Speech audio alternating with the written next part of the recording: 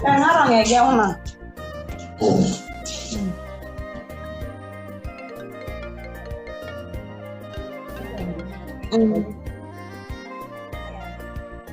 Lawatan bagay just kung salah. Lami ya ini.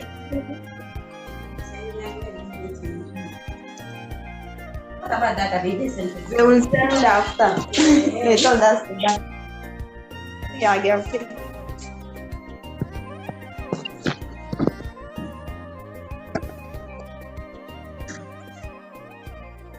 About 1 GB. That's it.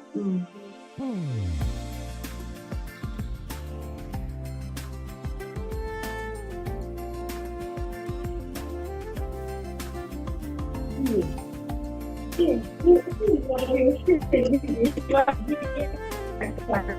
morning, ladies and gentlemen.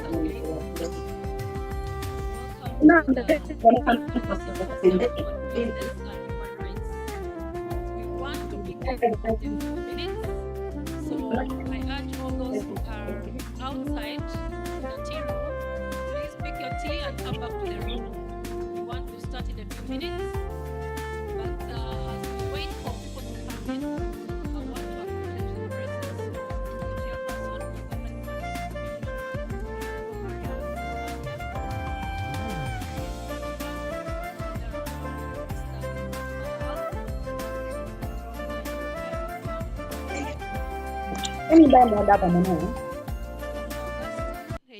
Head of programs at Dan Church Aid.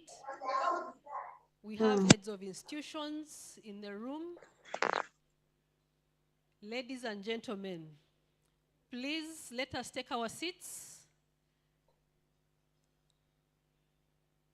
Let's take our seats as we wait for recording in progress. Speakers especially to arrive. So we should recording stopped. Those in the tea room, please make it inside here.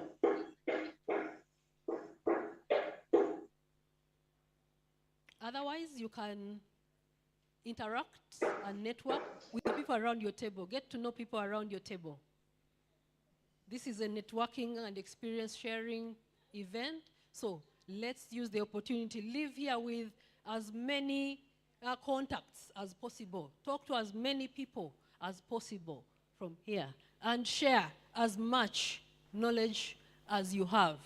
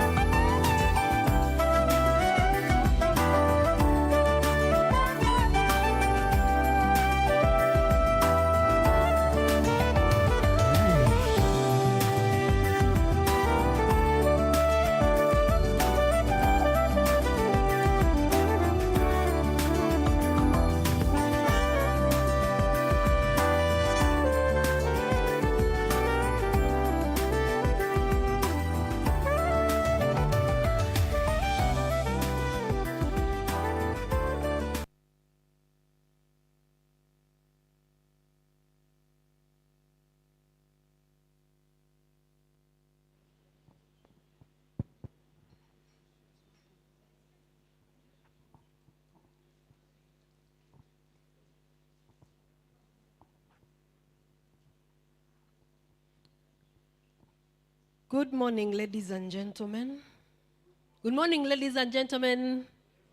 Yes, yes, we need the energy in the room. I believe we've had the tea, so let us have some energy. So we are going to begin right at this minute. And before we go any further, I would like us to have a word of prayer, and then we can officially open this 5th Symposium on Business and Human Rights. You're all very welcome in your respective capacities. Please give us a prayer. Tell us your name. Good morning, ladies and gentlemen. I'm Namubir Sarah, volunteering at the Ministry of Gender. I would like to lead you into prayer. Let's humble ourselves for the prayer. Our Father, who art in heaven, hallowed be thy name. Thy kingdom come, thy be done on earth, as it is in heaven. Give us this day our daily food, and forgive us our sins, as we forgive those who sin against us. Lead us not into temptation, but deliver us from evil. For that is the kingdom, the power, and the glory is, now and forever. Father, King of glory, we come into your presence today. We thank you for this day. We thank you that you've helped us come through our journeys and reach this position when we are alive. Father, King of glory, we thank you for the journey mercies, the life, and everything that you've given unto us. We thank you for the opportunity that you've given unto us to be in this place, in this very moment. We thank you for our lives and everything that we are going to do, Father. Lead us through. In Jesus' name we pray. Amen. May the grace of our Lord Jesus Christ and the love of God and the fellowship of the Holy Spirit be with us all, now and forever. Amen. You're welcome. Yes, so ladies and gentlemen, welcome once again.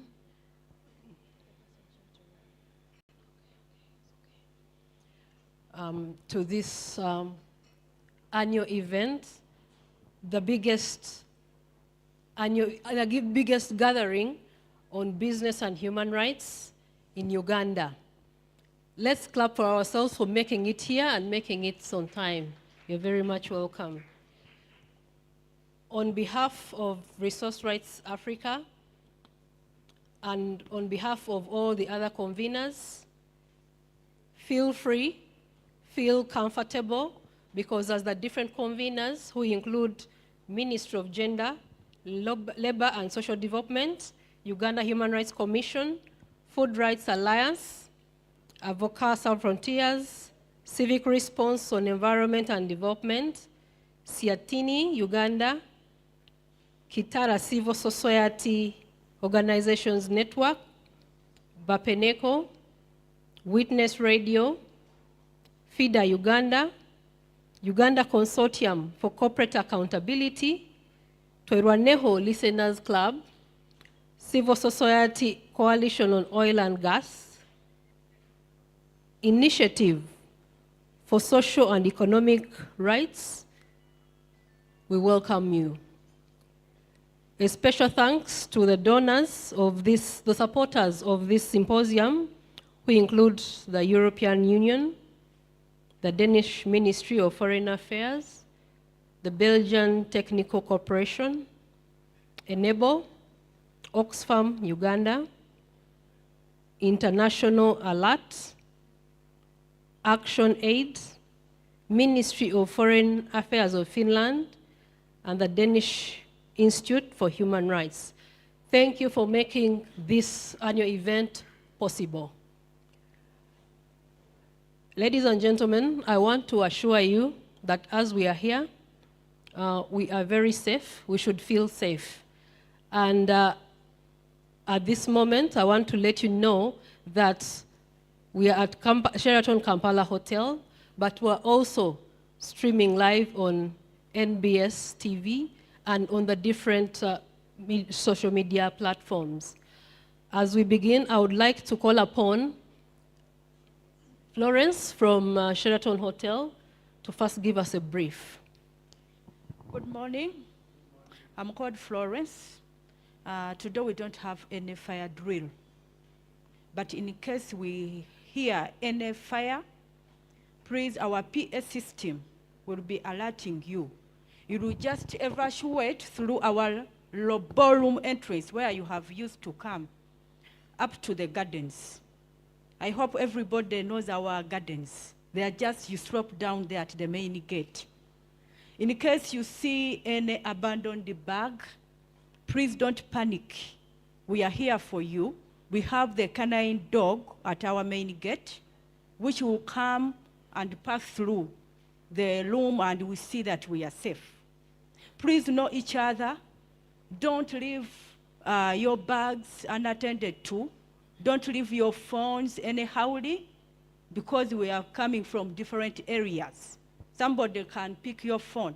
If you know that you are not safe, please, we are here. We can keep your bag, we can keep your phone, and you'll be free. A laptop.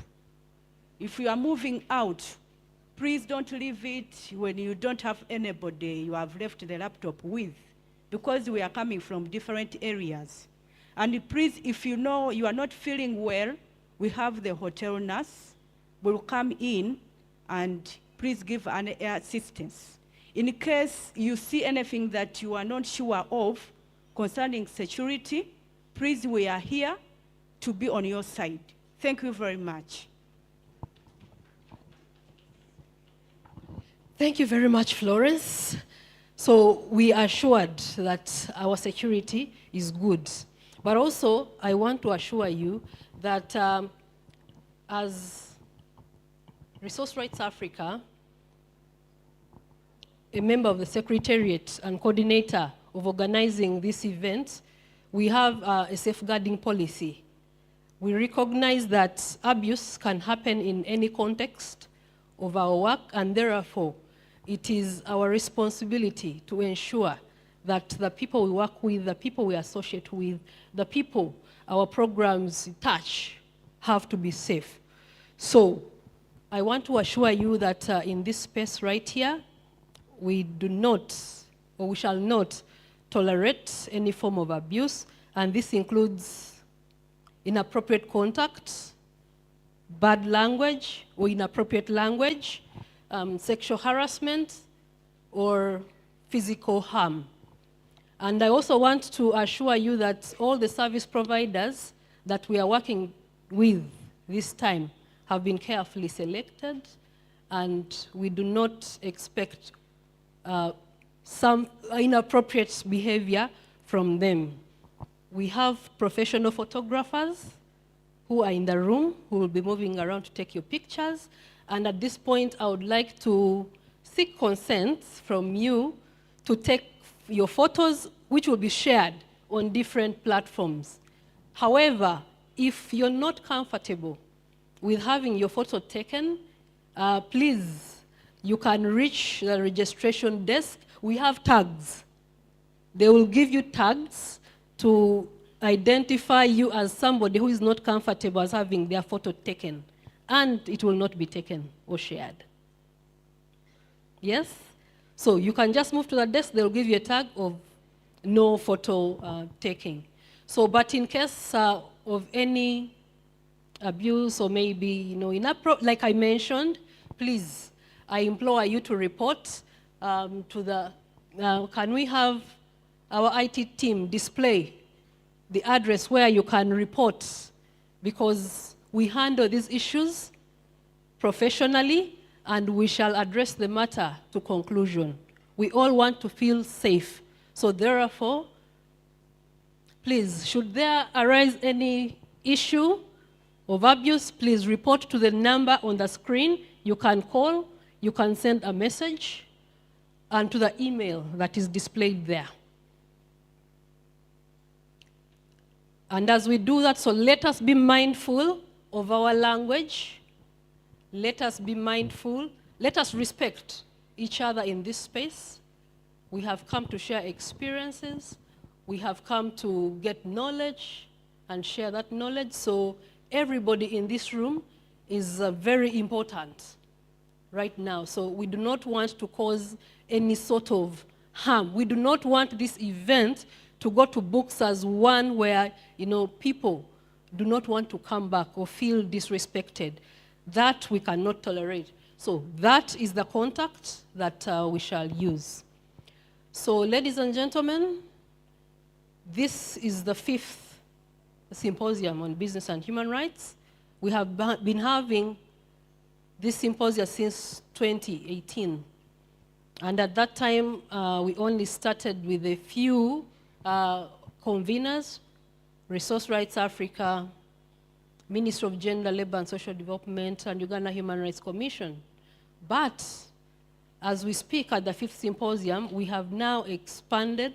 The convening has grown to so many of the conveners, as I already mentioned, and we see that this space is increasingly becoming one where we even go beyond, civil society. We have governments, we have now private sector actors, the academia, and community groups coming to take stock of opportunities and challenges in advancing respect for business and human rights. So, while we are here, we have varied experiences.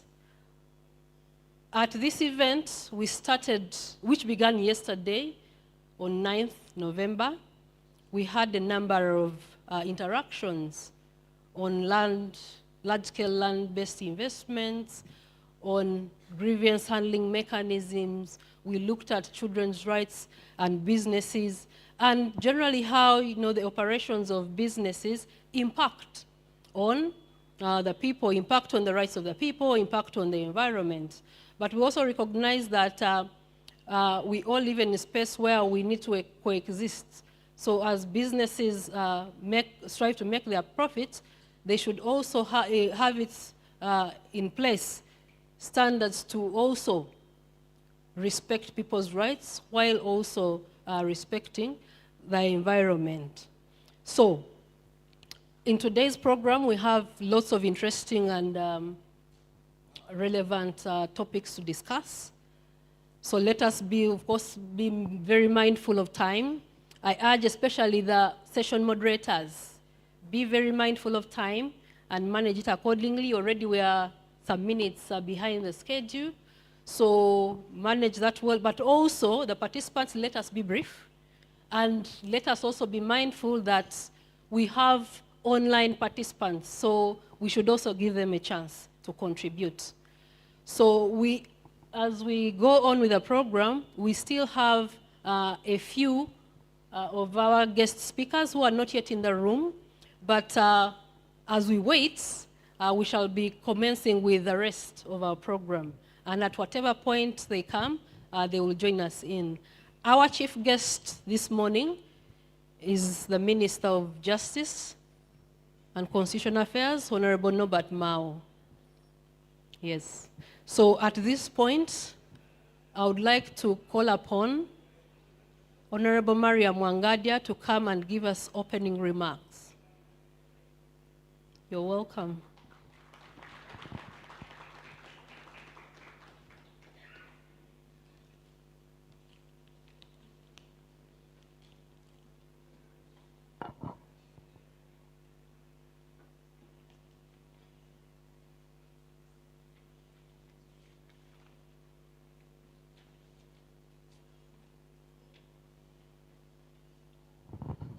Thank you.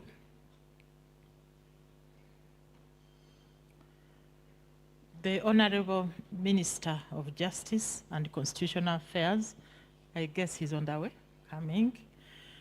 The Honorable Minister for Gender, Labour and Social Development, His Excellency the Royal Danish Ambassador, Ministry for Foreign Affairs of Finland, UN bodies present, if any, the Country Director, Dan Church Aid, the Country Director, Oxfam, Uganda, the Country Director, Action Aid International, Uganda, the Country Director, Avocat, Sans Frontières, Uganda, the Executive Director, Resource Rights Africa, the Executive Director, Food Rights Alliance, the Executive Director, Civic Response on Environment and Development, the Executive Director, Kitara Civil Society Organization Network, the Executive Director,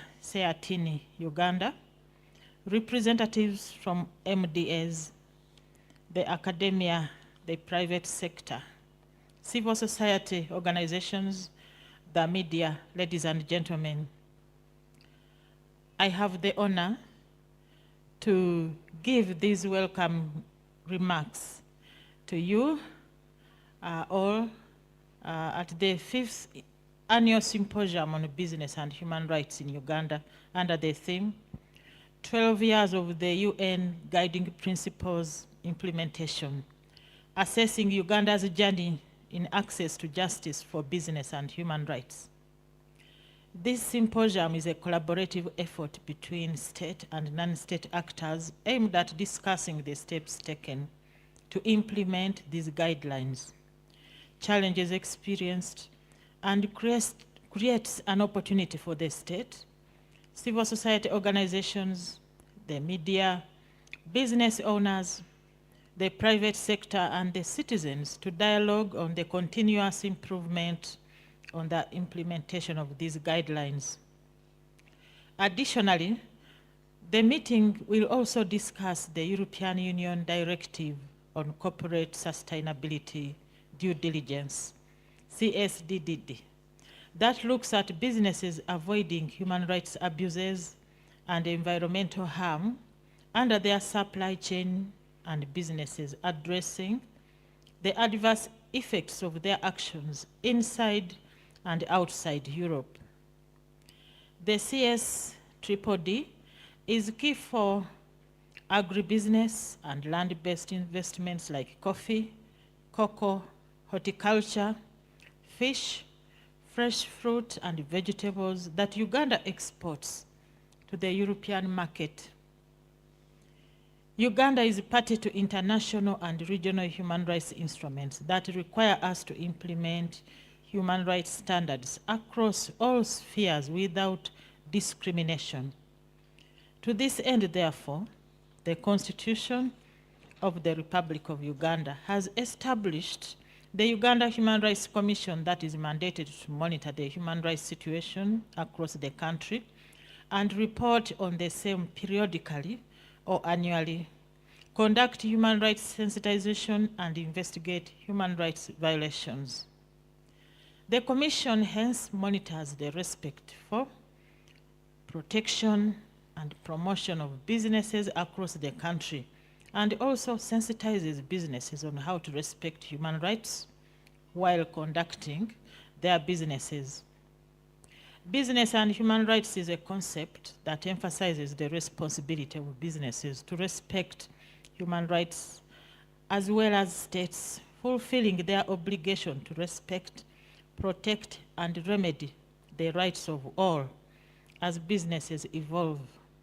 Accordingly, the guiding principles on business and human rights are the global standards for preventing and addressing the risk of adverse impact on human rights involving business activity, and they provide the internationally accepted framework for enhancing standards and practices with regard to business and human rights.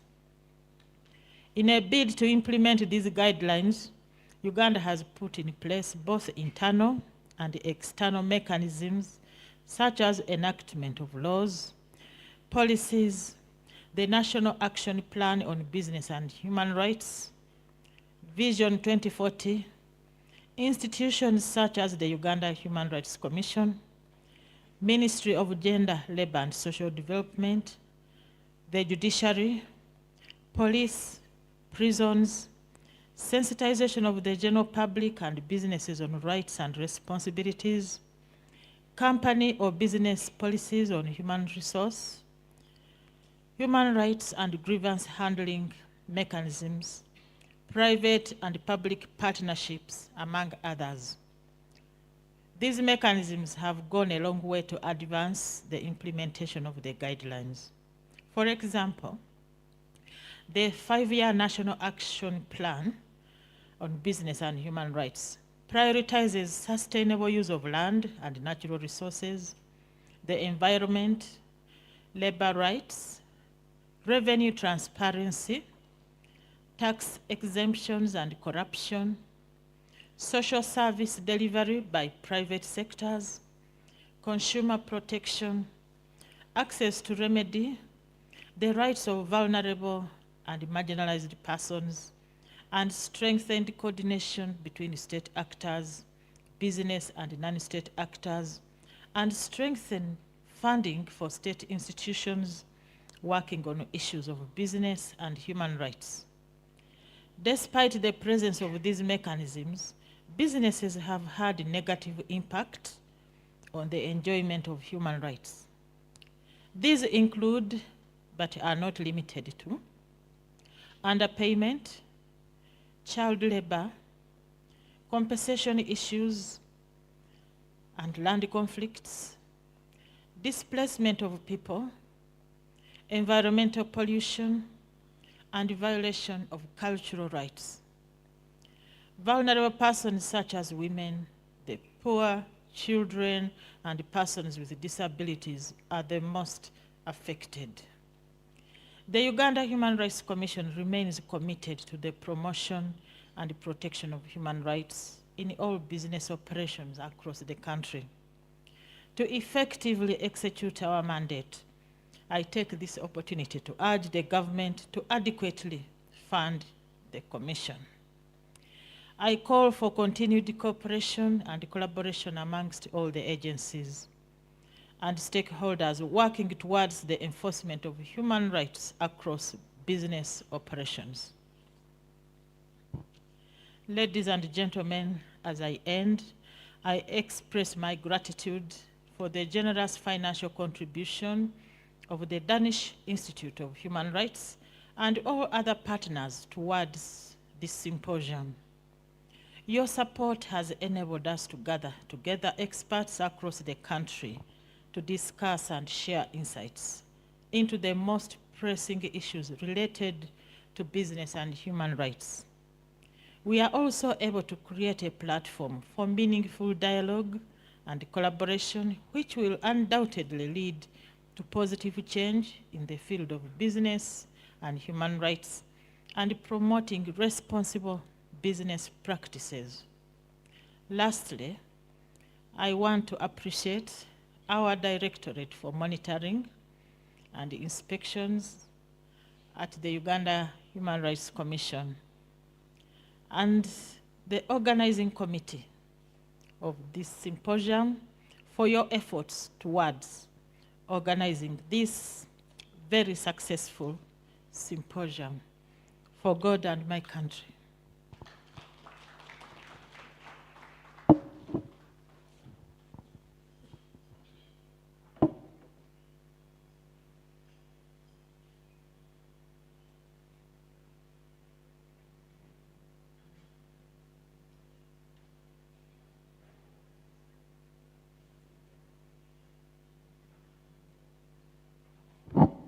Ladies and gentlemen, I have to stand in for the MC. So I'm the dangerous substitute. Arsenal guys, where are you? Okay, so the MC, please. Thanks very much, Chairperson, for giving us those wonderful remarks. MC, please. This is a wonderful occasion. Thank you very much, Andrew, for being a dangerous substitute, and you had started doing really well. So, and thank you very much, Honorable Mariam, for those very important remarks, where you mentioned that it is important to work together. So a multi-stakeholder approach is important for us to work together, especially to ensure, to support businesses to operate in a way that, you know, we shall coexist well with the people and the environment, and giving regard to all those groups of people for us, you know, to thrive. Thank you very much. So as we head into the next session, I would like to implore us to first watch a video on some of the issues, a video from Karamoja sub-region on, Chairperson talked about, you know, some of the violations that come through, come through, the work with no contracts, the use of children, you know, in these workspaces. This is a video from Karamoja showing, you know, showing the artisanal mining. And here we see, you know, some children employed in there. I will not be the talk for the video, but let us have a few minutes to watch that as we roll. Thank you.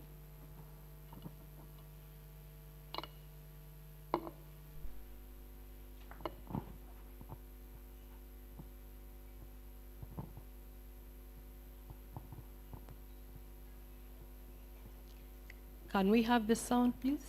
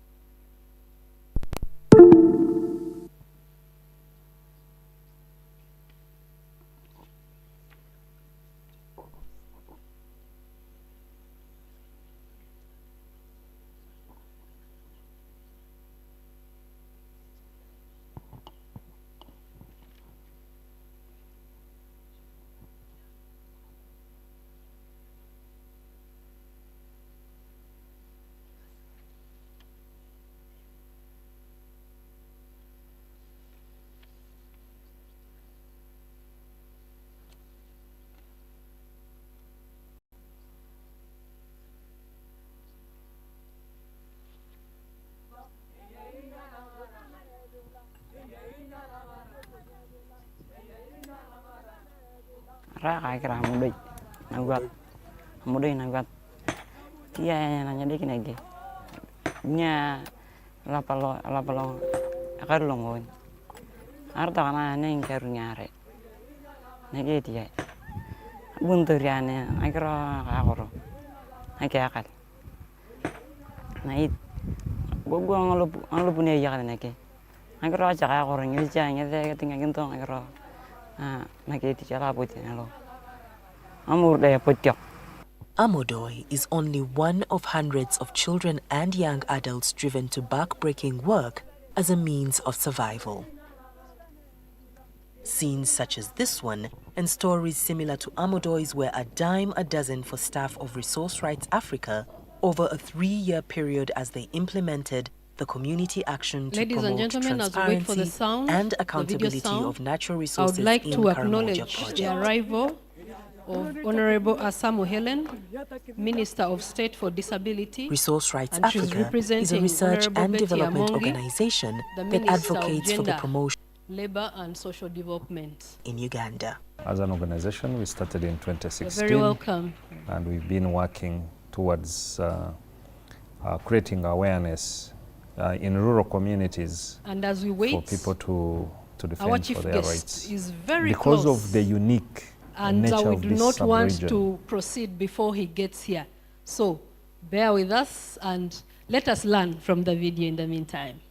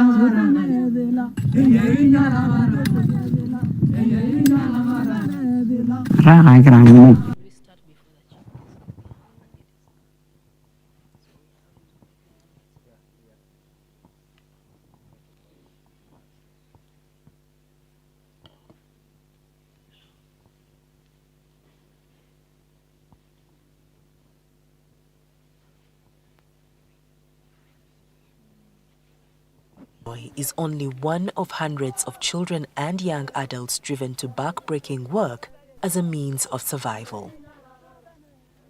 Scenes such as this one and stories similar to Amodoy's were a dime a dozen for staff of Resource Rights Africa over a 3-year period as they implemented the community action to promote transparency and accountability of natural resources in Karamoja project.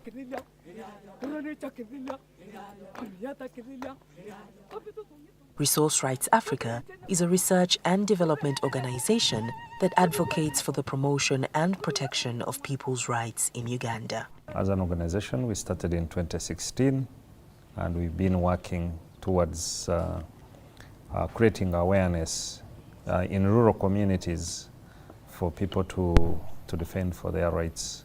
Because of the unique nature of this sub-region, Karamoja, with low education levels, with low levels of involvement, and of course also with the impact of COVID-19, we have seen that most children have left school and now they are holed up in the mines.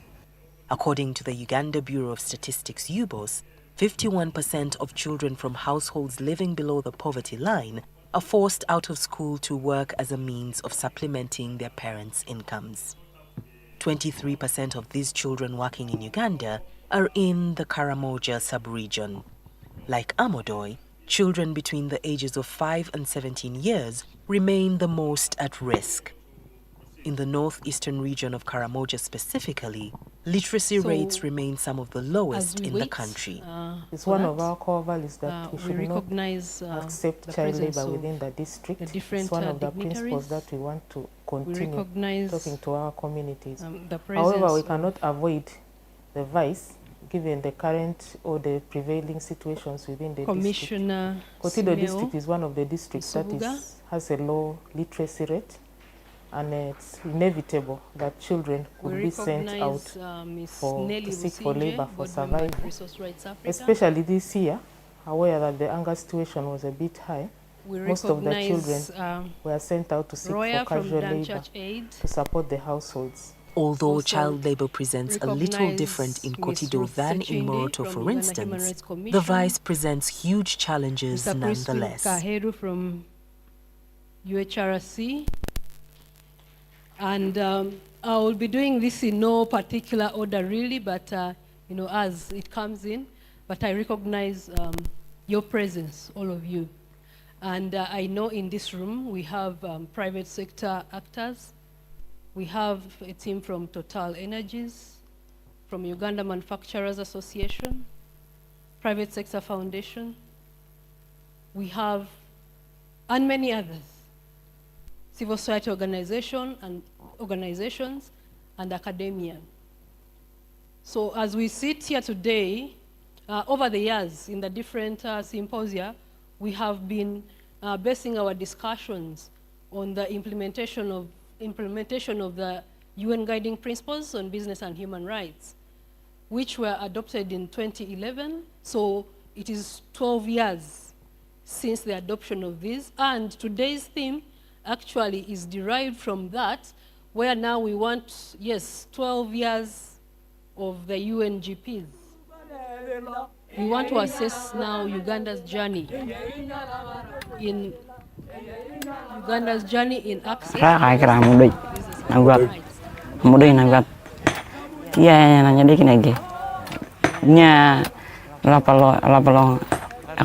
adopted the national business and human rights in 2021. About 2 years and a half. So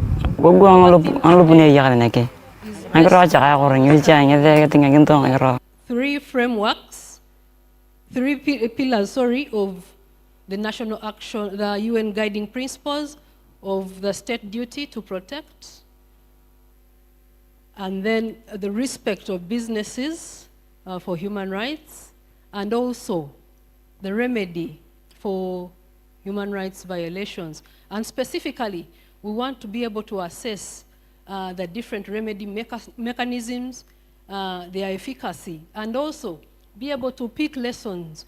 Where do we go from here? Where do we need to move? Where are we not doing well?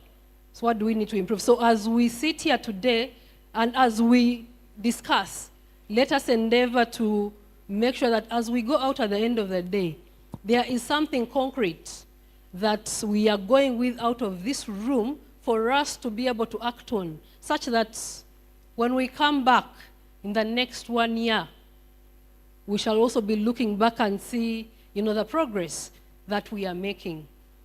And we recognize that the role of government in spearheading this through the Ministry of Gender, Labour and Social Development. We recognize the contribution of the different actors, but also we know that this is a huge task for us to, to achieve, and it cannot be achieved well, may not be in the short term, but also with single entities. So that is why now more than ever, we thought it's very good to bring in, the different people from different sectors for us to be able to discuss from our perspectives and then be able also to pick something from here to move forward. I need to be guided. Michael, are we set? Michael, please come.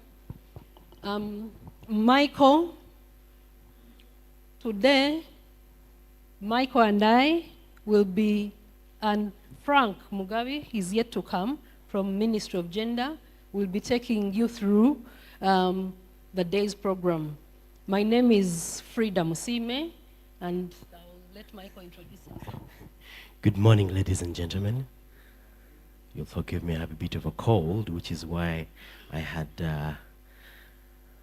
attempted to take a back seat, but I will be a co-moderator for today. It's a pleasure to be here with you. My name is Michael Musime, no relation, except friendship. And we are glad to have you here today. This event is a collaboration. It is the best way to summarize what can happen when we all get together on one table and develop ideas and put them into action. And this is what we have here today. And the most amazing thing is, it's not our first time. As Frida spoke, this is our 5th annual symposium on business and human rights.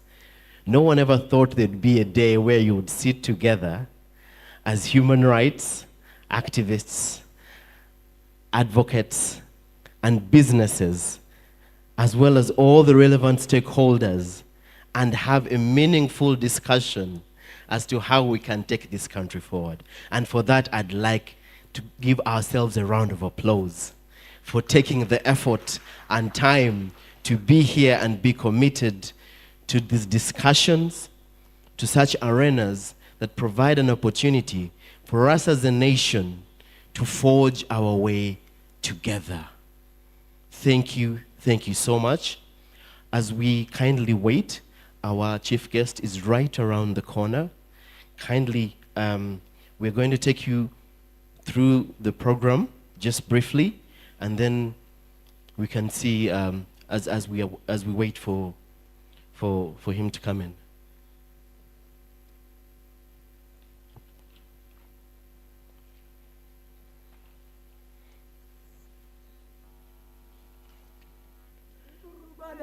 Oh, finally the video is here. I'll step away for the video. Thank you.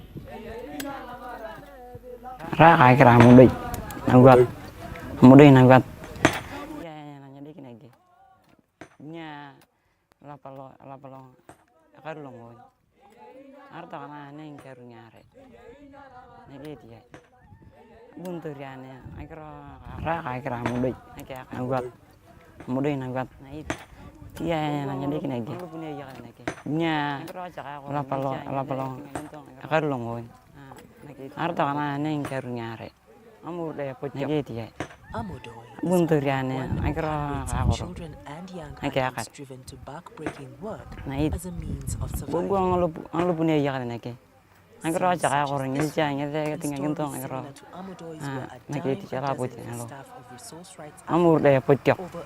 Amodoy is only one of hundreds of children and young adults driven to back-breaking work as a means of survival. Scenes such as this one and stories similar to Amodoy's were a dime a dozen for staff of Resource Rights Africa over a 3-year period as they implemented the community action to promote transparency and accountability of natural resources in Karamoja project. And we've been working towards creating awareness. Resource Rights Africa is a research and development organization that advocates for the promotion and protection of people's rights in Uganda. As an organization, we started in 2016 and we've been working towards creating awareness in rural communities for people to defend for their rights. Because of the unique nature of this sub-region, Karamoja, with low education levels, with low levels of involvement, and of course also with the impact of COVID-19, we have seen that most children have left school and now they are holed up in the mines. According to the Uganda Bureau of Statistics UBOS, 51% of children from households living below the poverty line are forced out of school to work as a means of supplementing their parents' incomes. 23% of these children working in Uganda are in the Karamoja sub-region. Like Amodoy, children between the ages of 5 and 17 years remain the most at risk. In the northeastern region of Karamoja specifically, literacy rates remain some of the lowest in the country.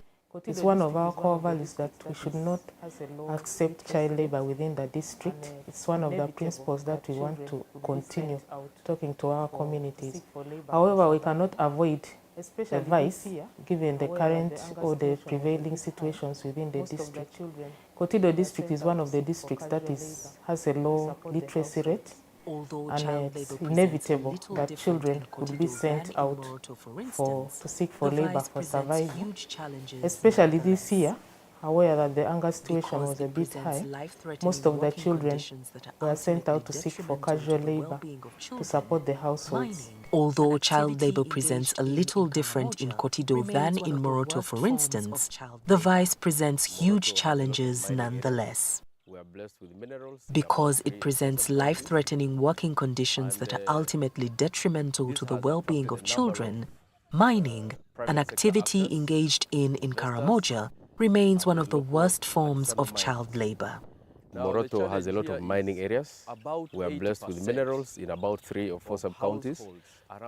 And this has attracted a number of private sector actors, investors, and local artisanal miners. Now, the challenge here is about 80% of households around those mineral-rich areas in the district are supported by children. We are having children in mines using rudimental methods and also being exposed to dangerous substances like mercury. And they are handling it without any protective gears. They don't have gloves. The aspect of child labor is driven by lack of better working conditions even for the adult miners. Because if adult miners are well paid and resourced, then you will not see child labor in the mines because the parents will be having enough resources to push their children back to school. My name is Omuge Moses. I'm 16 years old. I'm here breaking stones. I came here in 2012. I was born in Moroto district. When his parents separated, Moses was taken by his father to Kosiroy to live with his grandmother. 5 years later, his grandmother sent him to work in the quarry so he could support the family.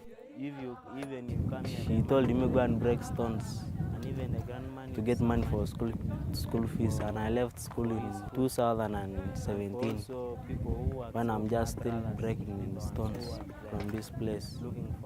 And the challenges is that even you come here, the money they are not enough, and even the grandma needs some money. 6 sisters. I could just want to all my brothers and sisters to be educated.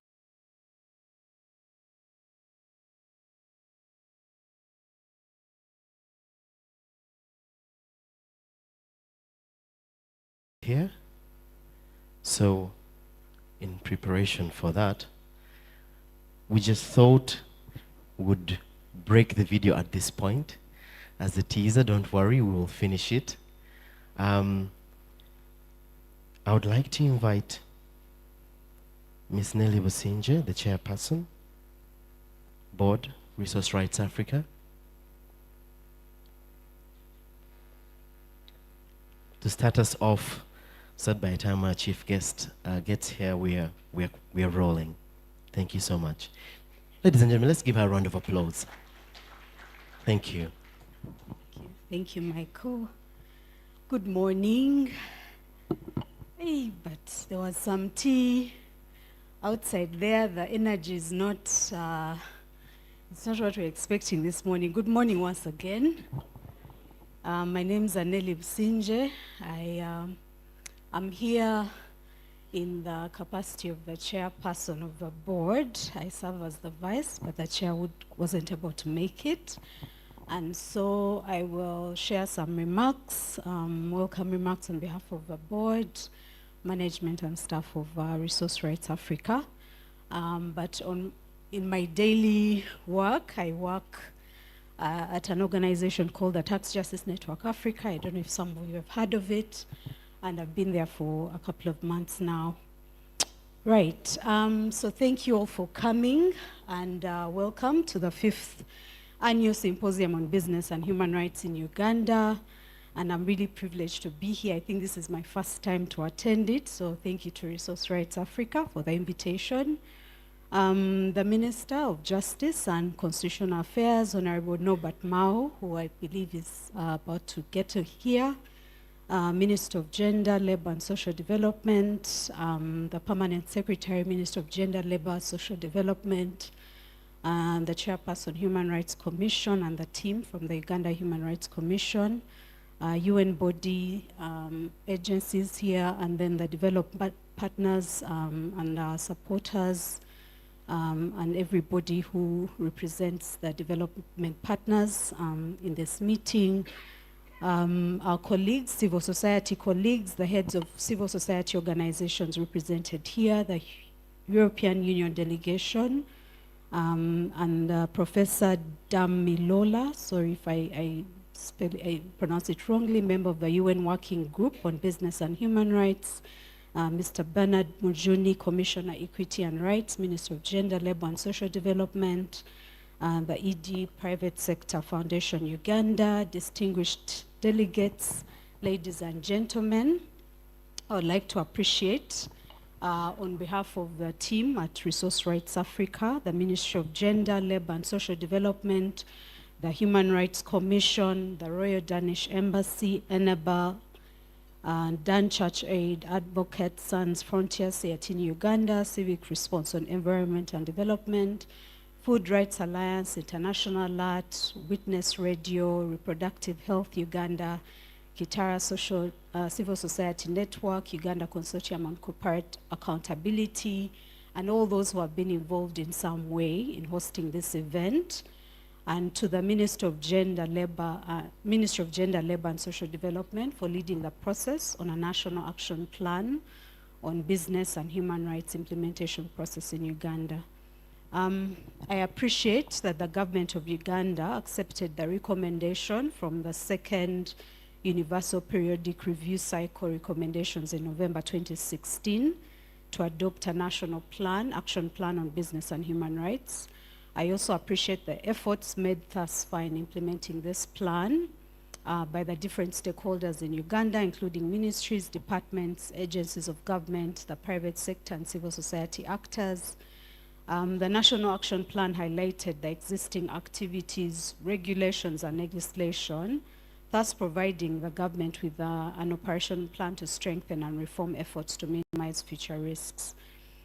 Business and human rights is a crucial priority for the Resource Africa strategy, and it's clearly outlined in the strategy of the organization. Resource Rights Africa also works closely with the Ministry of Gender, Labor and Social Development, the business sector and civil society actors to ensure responsible business conduct and effective implementation of the National Action Plan on Business and Human Rights.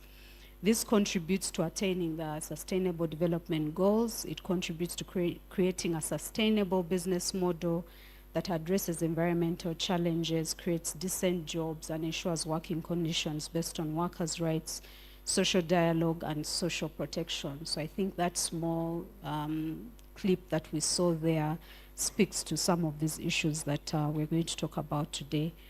This involves a clear expectation and requirement for respect of human rights, where the state has a special responsibility for ensuring that the businesses with which the state cooperates respect human rights. The increase in foreign direct investments has been a driver for economic growth. However, this has also uncovered an increased risk of adverse effects inflicted on the Ugandan people and the environment. These risks are jeopardizing the notable interventions and improvements set forth by the government of Uganda, most notably by providing an enabling business environment and improving the ease of business through policy, continuous regulatory reforms, and infrastructure development. So as I conclude, I would like to appreciate the support by the development partners, the European Union, Enabel, Oxfam Action Aid International, Dan Church Aid, Danish Institute for Human Rights, International Art, Ministry of Foreign Affairs of Finland. Ladies and gentlemen, my most humble apologies, but would like to take a moment to recognize our chief guest who has just arrived. I hope some of us saw him. The Honorable Minister of Justice and Constitutional Affairs, Honorable Norbert Mao. It's a pleasure to have you this morning. Thank you, Michael. Thank you, Honorable, for joining us. I can safely say I can consider him my OB as well. I have a picture with him. In 2011, we did masters. I think he was not in the same class, but we graduated on the same day. So I can confidently call him my OB. So thank you for coming and joining us this morning. So as I conclude, I'd like to appreciate the support by the development partners that I had mentioned a little bit earlier, including the European Union, Enabel, Oxfam Action Aid, Dan Church Aid, Danish Institute for Human Rights, International Art, Ministry for Foreign Affairs of Finland, who have made it possible for us to organize this symposium. And I call all relevant stakeholders in ensuring that the implementation of the National Action Plan for Business and Human Rights is given the attention it deserves. And it deserves by allocating the Ministry of Gender, Labor and Social Development sufficient resources towards this implementation. And I thank all the different panelists, delegates from different countries, private sector actors and the media for turning up in big numbers to be part of the 5th annual symposium. And finally, I call upon the private sector to engage, to commit to the implementation of the National Action Plan for Business and Human Rights, and to respect the international standards on business and human rights. And I sincerely hope and believe that today's symposium and future annual symposiums can further this discussion. And on behalf of the board, management and staff at Resource Rights Africa, I'd like to make our unreserved commitment to continuously support the organizing of this symposium.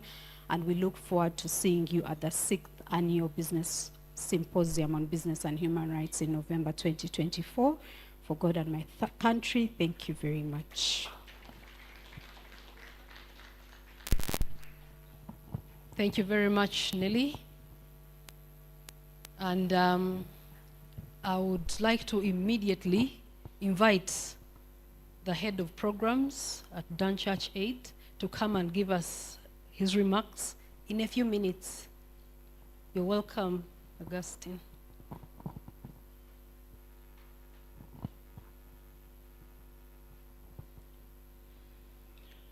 Our chief guest, the Minister of Justice and Constitutional Affairs, Honorable Minister of State for Disability, representatives of the European delegation to Uganda, representatives from the Royal Danish Embassy, Mission, Minister of Foreign Affairs of Finland, representatives of the Belgian Development Agency, the chairperson, Uganda Human Rights Commission, representatives from the Office of the High Commissioner for Human Rights, representatives from the United Nations Working Group on Business and Human Rights, representatives of government institutions and agencies, representatives of the private sector, development partners, representatives of religious institutions, civil society representatives, representatives of the academic and research institutions, community representatives, the media, all other participants in your various capacities, ladies and gentlemen, good morning. It's really very exciting to be here. And on behalf of Dan Church Aid, or DCA, I wish to extend a warm welcome to you all to the 5th Annual Symposium on Business and Human Rights with this wonderful theme of 12 years of UN Guiding Principles implementation, assessing Uganda's journey in access to justice for business and human rights. As this year, we extend our sincere appreciation to the European delegation in Uganda who have enabled us to convene and to contribute to this year's symposium. We also extend our gratitude to the Danish Ministry of Foreign Affairs, which has supported these dialogues for the past 5 years and have worked with us on this journey up to this point. Thank you very much. Please allow me also to recognize our keynote speaker who has joined us online, that is Professor Damilola S. Olowai, the chairperson of the United Nations Working Group on Business and Human Rights. Despite his hectic schedule, he has accepted to be with us today. Thank you so much, Professor. We appreciate your commitment to ensuring that the business and human rights conversation is vibrant, especially in the Africa region. Ladies and gentlemen, as many of you are aware, Dan Church Aid is a faith-based organization. It was founded in Denmark in 1922 and started operations in Uganda in 1979. Our work is centered on 3 goals. We save lives through humanitarian development and peace nexus programming. We build social, economic, and environmental resilience of communities, and we fight extreme inequality with a focus on human rights, gender justice, and good governance. And our discussions on responsible business conduct directly speak to those 3 goals. For this year and its partners, 2023 is particularly a great year. It marks good progress in the traction and conversations around business and human rights, the key highlight being our co-hosting of the East Africa Business and Human Rights Conference in June, which was supported by the European Union. The 5th Symposium on Business and Human Rights is therefore a continuation of those rich conversations. And I must say we have truly come a long way on this journey together. Permit me to just highlight one of the objectives of this symposium, which is to facilitate dialogue and experience sharing between key stakeholders, including government, civil society, and the private sector, on how to strengthen the implementation of the UN Guiding Principles on Business and Human Rights in the 2nd decade, focusing on effective remedy for affected communities.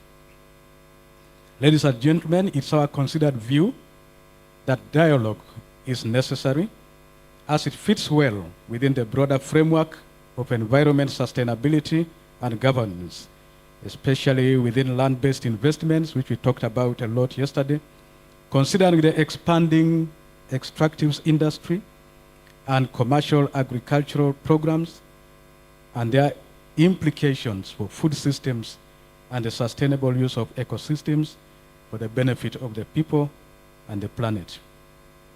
This year is cognizant that this year's theme comes in the backdrop of increased demand for effective policy and legislative frameworks and a move away from voluntary mechanisms to mandatory legislations for corporate accountability. Moreover, this year's theme is cognizant of the global trends towards mandatory mechanisms which set the tone for national implementation of policy on business and human rights. As we promote inclusive development, it's important that we reflect on what inclusive space for human rights looks like, particularly the need for a space where the private sector is not only welcomed into the conversations, but is part of the conveners of those conversations. We really look forward to that day where we can see a truly private sector-led conversation.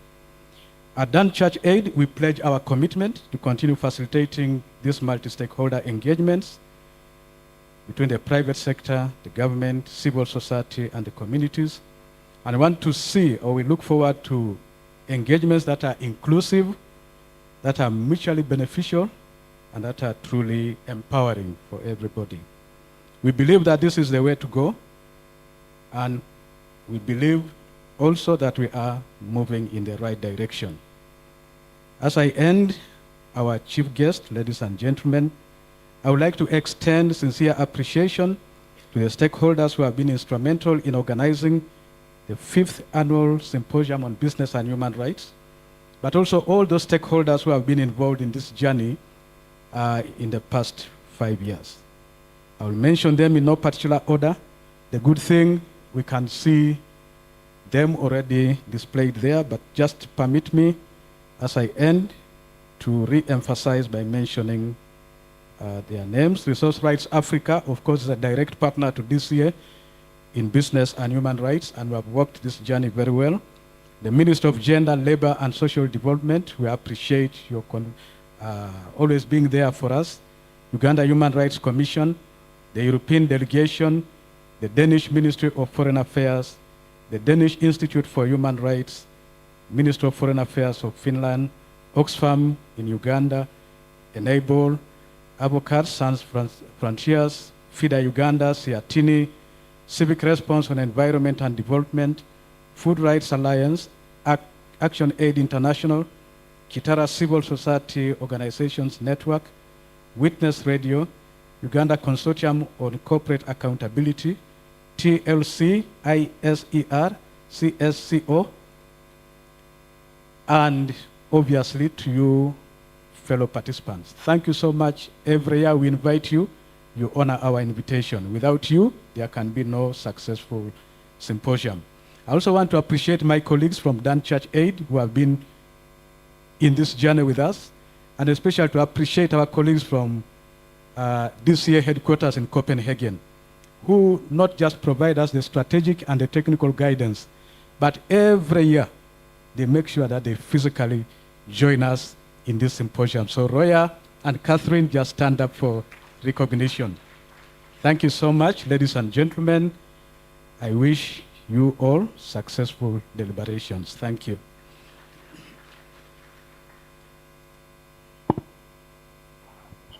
Thank you so much for setting the tone for what we have been doing.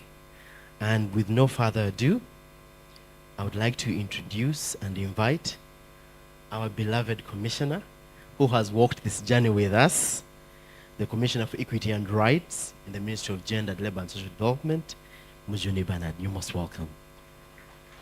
Ladies and gentlemen, let's give him a louder.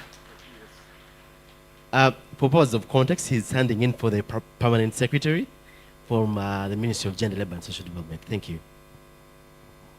Thank you so much for correcting that very, very big anomaly, because I just had to put on different shoes just between this table. Good morning, everyone. Our chief guest of honor, Honorable Norbert Mao, Minister of Justice and Constitutional Affairs. I own Minister, Honorable Helen Asamo, Minister of State for Disability and Older Persons, also standing in for the Honorable Minister of Gender, Labour and Social Development, the Chairperson of the Uganda Human Rights Commission and members of the Uganda Human Rights Commission present, Our development partners, European Union, Enable, Danish Church Aid, UN agencies,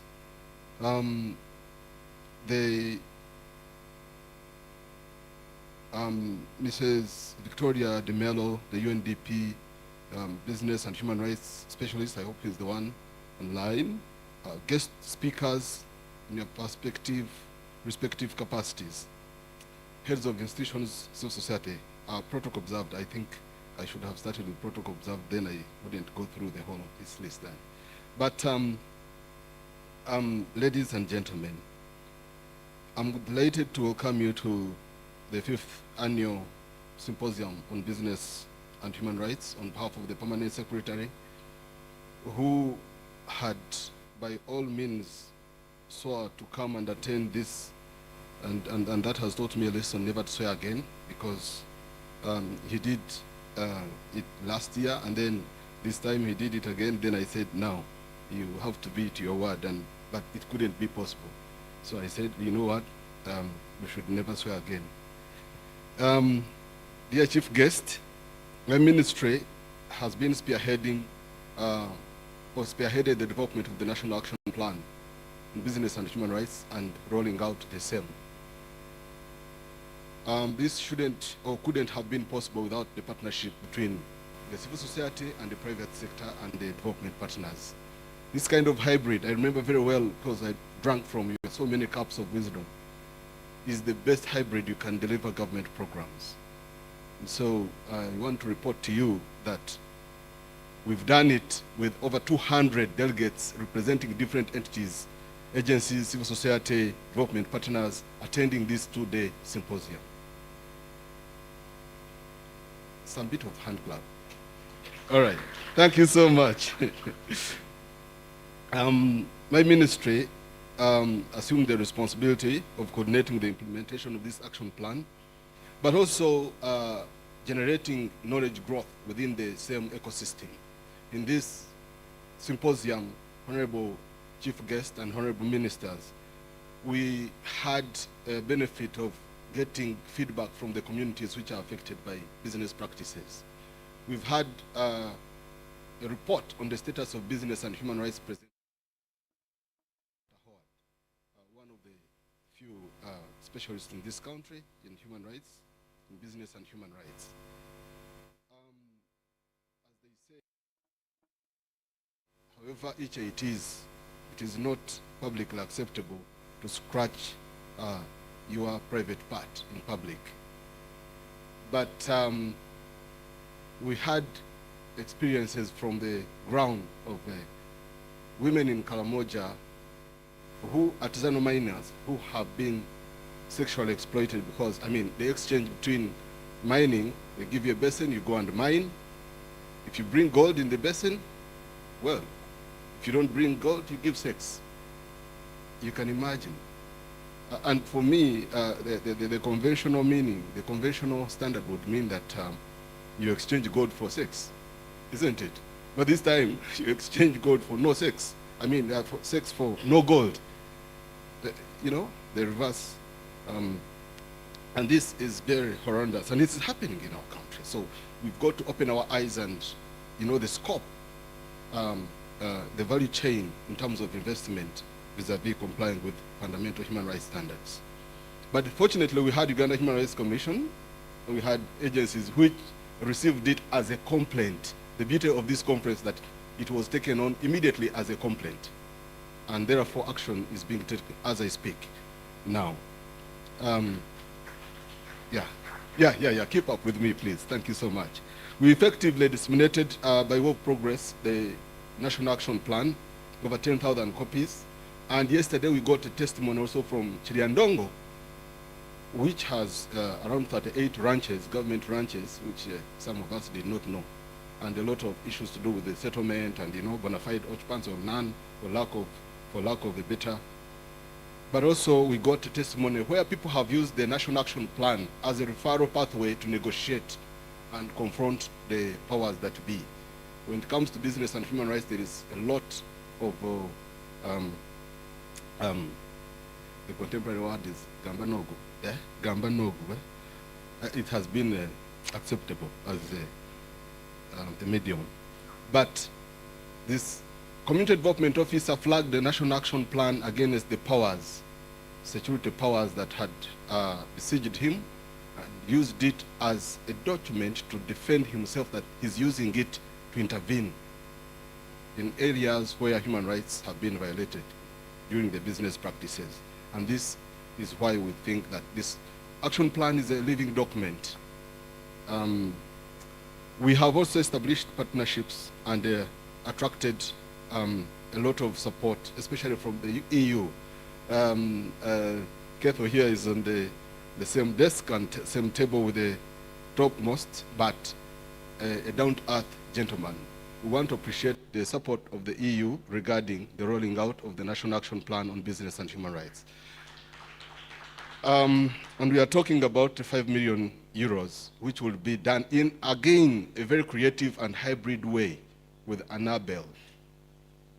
Is it Annabelle or Annabelle? You know, I lost my first girlfriend because I couldn't spell and remember the name very well, and I hope I'm not losing this one. And so it will be a hybrid way of government granting civil society, working with them in rolling out this action plan with other partners like Uganda Human Rights Commission, which has supported us all through. We have also, of course, created a referral pathway and grievance handling mechanism. We know the cost of litigation, and we know, all of us, that it is very expensive for people to litigate, even when their rights have been violated. And this action plan provides the referral pathways, grievance handling mechanism at district level to create a forum for amicable resolution of conflicts where the same has occurred. We created impact in areas that have now stretched beyond this country. In July, we held the regional symposium on business and human rights with support from Danish Church Aid and EU and all that. We created a platform where all African countries came to benchmark with us. As true to His Excellency's call, we've been leading in this process. And we made sure that we don't develop the documents which are implemented across the region when ours is gaining dust. Now we've rushed and again implemented the same. So if they are going to implement, they have to also be very creative. And do not put words in my mouth, please. I know some people are already pointing at a certain country, which always takes our policies and implements before we do so much. We concluded human rights fact-finding missions in the Albertine region and built a capacity of contractors in the value chain of oil and gas, up to Bulisa, with the support from International Alert. And want to congratulate International Alert for the job well done. Thank you so much. They have trained all the CEOs, all the, in oil and gas value chain regarding business and human rights. And we've certified trainers of trainers. Is that the right English? Yeah, trainers of trainers, yeah? In the same. With the support from ILO, we conducted capacity building for labor externalization companies, which are involved in externalization of labor. And we built their capacity regard, and this is a very, very sensitive area where most of the companies involved have had challenges to do with labor rights. And we trained them in business and human rights, those dealing with migrant workers.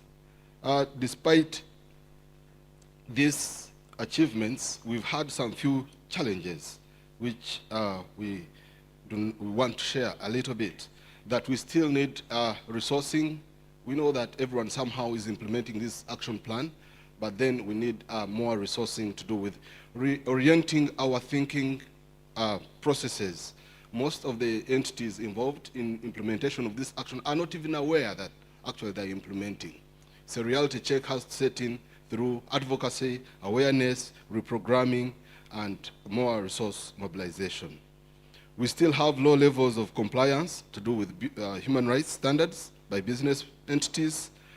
For example, in Karamoja, of course, we have already shared that to do with the other aspects of land grabbing.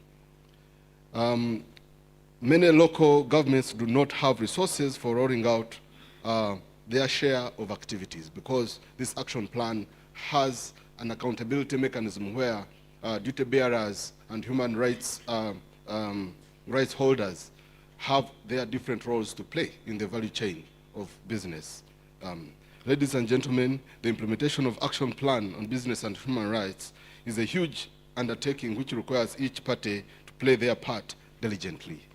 It is therefore our humble appeal to you to continue cooperating with us at various levels in order to achieve greater success. Allow me, therefore, to take this opportunity to invite my minister, Honorable Helen Asamo, aka Mama Equal Opportunities. Yeah, Mama Equal Opportunities, she's the ideologue. I always told her when she was in Parliament, now listen, I hope I don't go into storytelling and bring the other poetry part of it in here. But she's the architect of gender and equity budgeting in finance management and accountability tool. But of course, the architect behind the legislation that established the Equal Opportunities Commission. And the architect that revised the Disability Act, the entire legal framework, you know, it had been rushed through private members, and she architectured it, for lack of a better word. And now, there are so many achievements, including affirmative action during PDM, or the apportionment during the PPDA, during the PDM, during the GROW. She's the brain behind. So, Honorable, allow me, having said those few words, I know they can't be enough to invite you to take on the. Thank you so much. God bless you. Thank you.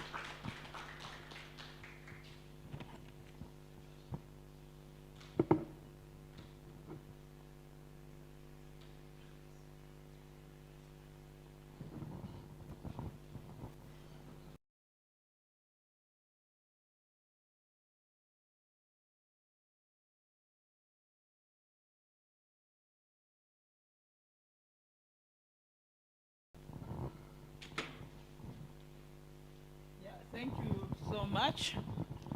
I want to start by asking you to clap for Mujuni. He was only shy to say, when I used to be in the struggle, he used to be my boyfriend. But when I became a minister, standards changed.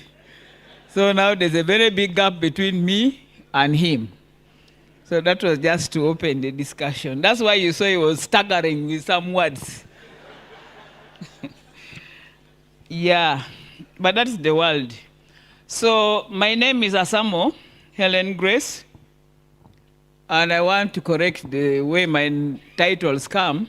I'm Minister of State, Minister of Gender, Labor and Social Development, in charge of Disability Affairs. And Mujuni, the ministry was divided. I'm no longer in charge of older persons. It is now Honorable Judy who is in charge for the elder. So we are 6 ministers in the ministry. And today, by the grace of God, the minister asked me to come here. And I'm going to do the noble thing to read the message of the minister. So I'm representing my minister, Honorable Amongi Betty, who would have loved to be here, but she got another assignment. You know, the Minister of Gender is a ministry of everybody. Even me, as I'm sitting here, I am thinking of running away. So I will only wait for the chief guest, then you'll allow me take leave because I have another assignment. So allow me go to the speech, and I'm going to read it verbatim.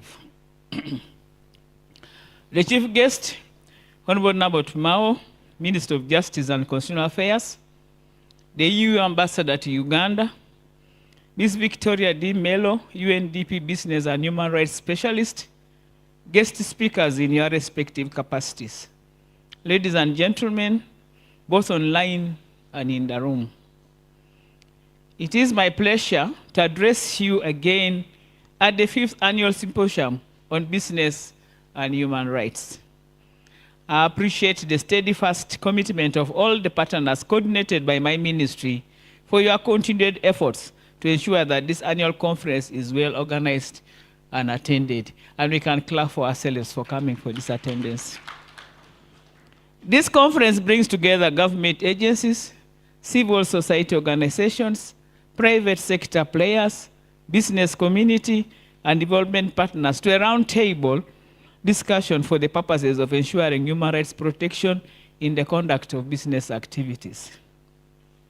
Ladies and gentlemen, it's also important to note to lose focus on the background to the business and human rights agenda in Uganda.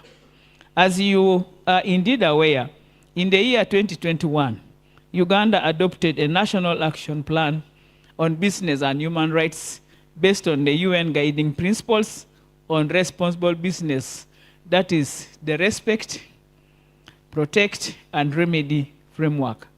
These principles urge UN member states to take vivid steps to ensure adherence to human rights standards in business practices. This year, our theme of engagement is accessing Uganda's journey in access to justice for business and human rights. The theme was picked purposefully to fast-track the progress in implementation of the NP, I don't know what it means, but it's an appeal, something objective 5, which is to enhance access to remedy to victims of business-related human rights abuses and violations. Admittedly, Uganda has a very progressive legal framework for access to namely such as Article 50 of the Constitution of the Republic of Uganda, 1995, which guarantees judicial remedy for human rights violations. The various government institutions, namely the courts of judicature for administration of justice, the Industrial Court, which adjudicates labor-related cases, the Uganda Human Rights Commission, which is mandated to ensure the protection of human rights and freedoms of citizens, the Equal Opportunities Commission, which handles matters related to discrimination of any nature, and the local council courts at sub-county levels, as well as the LC1 courts in the villages. Despite these elaborate structures, access to remedy is still a challenge, especially for those in rural areas and the vulnerable persons, such as women, older persons, illiterate persons, and the youth. During the consultations with the communities at the time of development of the NAPIR, that's the action plan, and the subsequent routine monitoring undertakings by my ministry to the local governments, a number of challenges affecting access to effective remedy have been documented. These include long distance to court, which limits physical accessibility, inadequate number of judicial officers, high cost of litigation, limited provision of legal and services, especially for the civil matters, delayed payment of compensations, limited enforcement of judicial decisions, inadequate internal grievance redress mechanism, high level of case backlog before courts of judicature, and corruption. All the above circumstances in administration of justice leave the affected persons at a risk of loss of livelihoods, food security, and lack of access to basic services. Dear participants, enabling access to remedy requires a concerted effort of all fronts, and to this end, my ministry has done the following. 1, developed and issued a circular to all the local governments on the requirement of establishing grievance redress mechanisms. We have trained district executive committees in the functions of grievance redress committees, conducted community sensitization meetings on business and human rights, developed a professional course on social risk management in collaboration with Makerere University, in Sambisi, and UMI. The first module is complete, and 2 cohorts of trainees have successfully attended the training hosted at UMI. Trained all district local governments in Albertine region and Karamanya region on issues of business and human rights. The participants included the police, local councillors, and representatives from the courts. Trained and certified trainers of trainers and business and human rights in oil and gas sector. The modules covered included peace and conflict resolution. On the other hand, we are aware that these interventions are just a drop in the ocean. Much more needs to be done in the area of community sensitization on the available avenues on access to justice, fighting corruption in the justice system, opening more centers for industrial courts at regional levels, equipping labor officers and officers working on issues of human rights protection in local governments. Cases of human rights violation in business should, in my view, have specialized courts in order to ensure their expeditious handling. Ladies and gentlemen, as you have seen, the amount of work that needs to be done is still enormous. My ministry alone cannot accomplish it. Neither can the Ministry of Justice and Consular Affairs accomplish it on its own. It's therefore my call upon all stakeholders to play your part of preventing violations of rights of the people, adhere to the laws established, and ensure the remedy is offered to persons injured in the process of undertaking business activities. With these remarks, I want now to take this opportunity once again to thank all of you for giving in your time to attend this symposium. I also thank all the organizers that have put in their financial and technical resources to enable the success of the dialogue. It's now my pleasure and singular honor to invite the chief guest, Honorable Nabot Mao, Minister of Justice and Consular Affairs, my brother, to deliver your keynote address. Thank you for listening, for God and my country. And I need to say, in Ateso we say, Yalamanoi. Ebo, Emuriakoliai.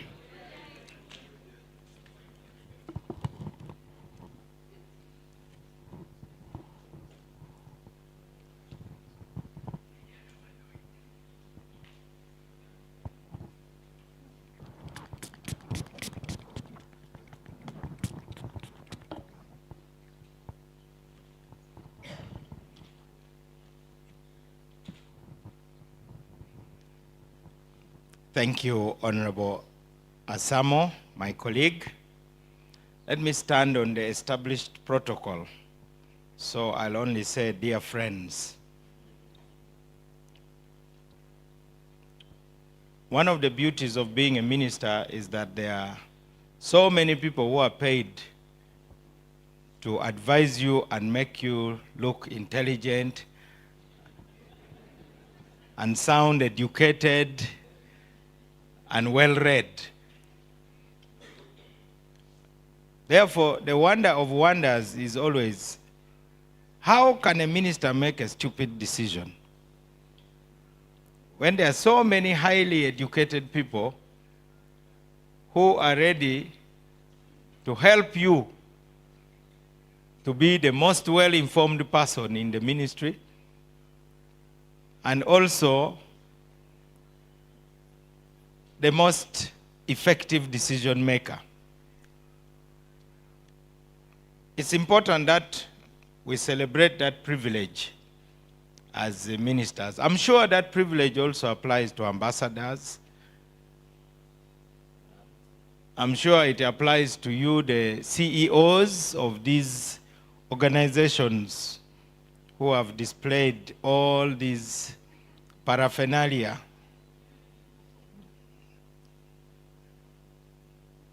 The only body with no paraphernalia is the government of Uganda.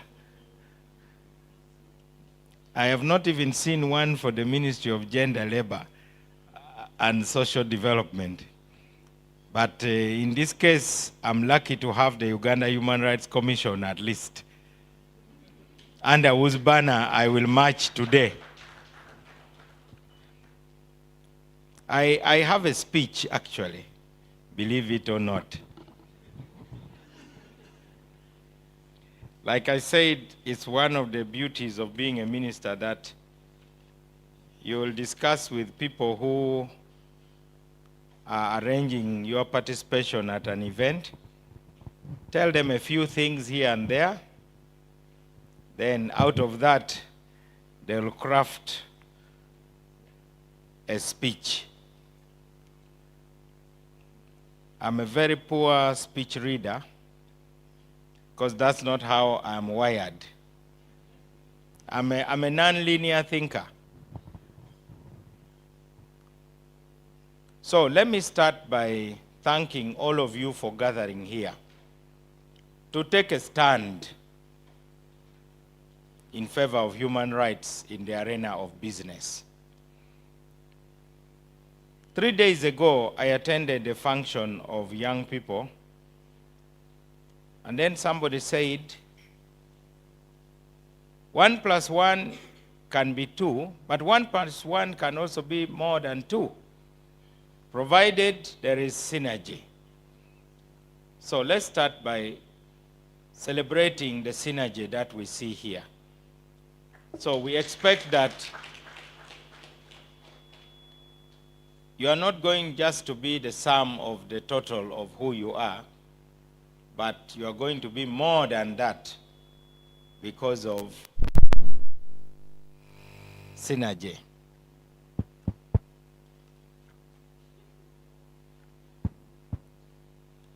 I thought my airtime was over.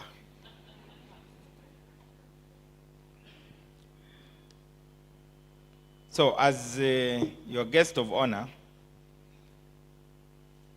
it's my privilege to join you in celebrating what we call synergy. I was very pleased to get this invitation from my sister, the Minister of Gender, Labor, and Social Development.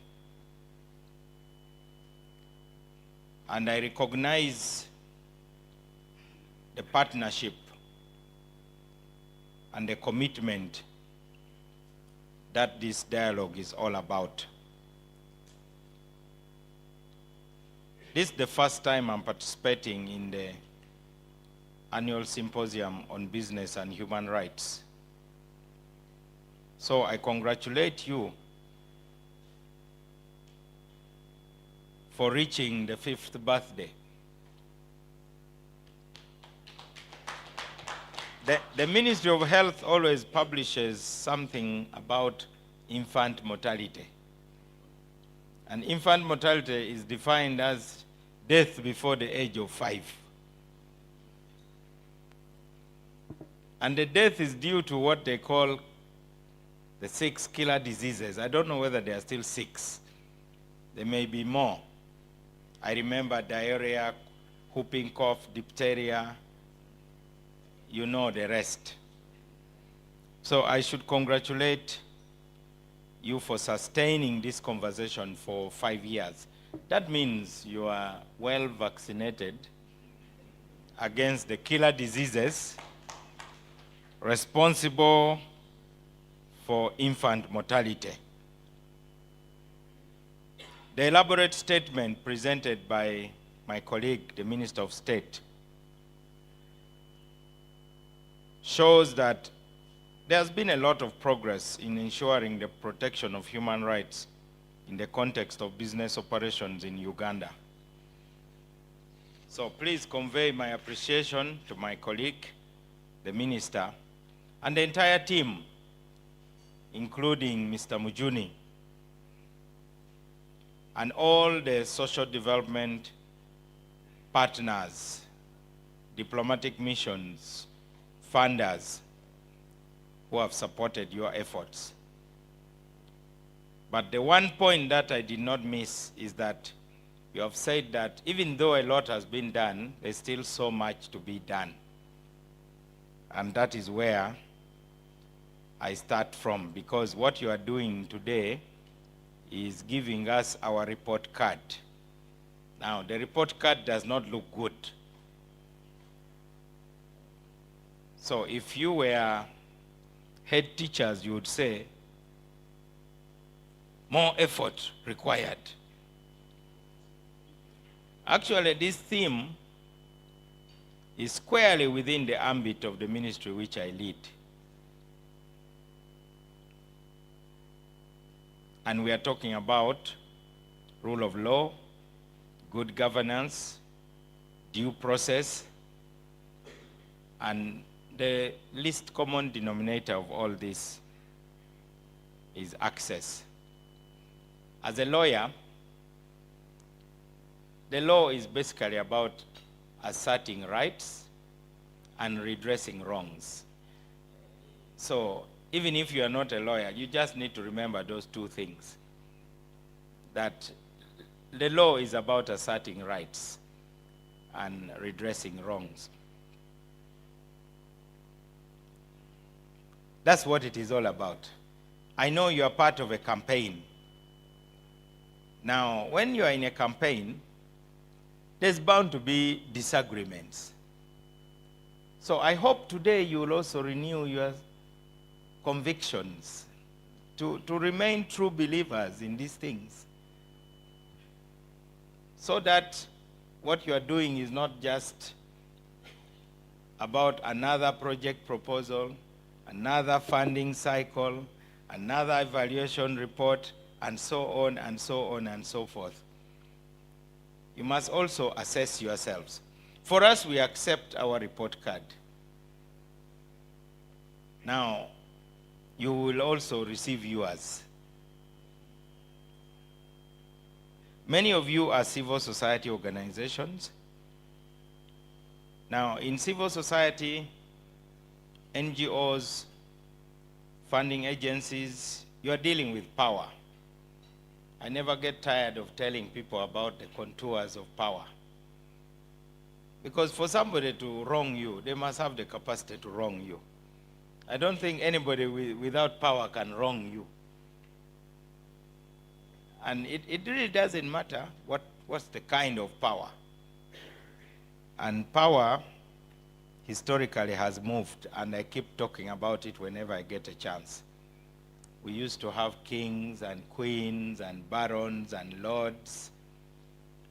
Power was deposited in monarchies.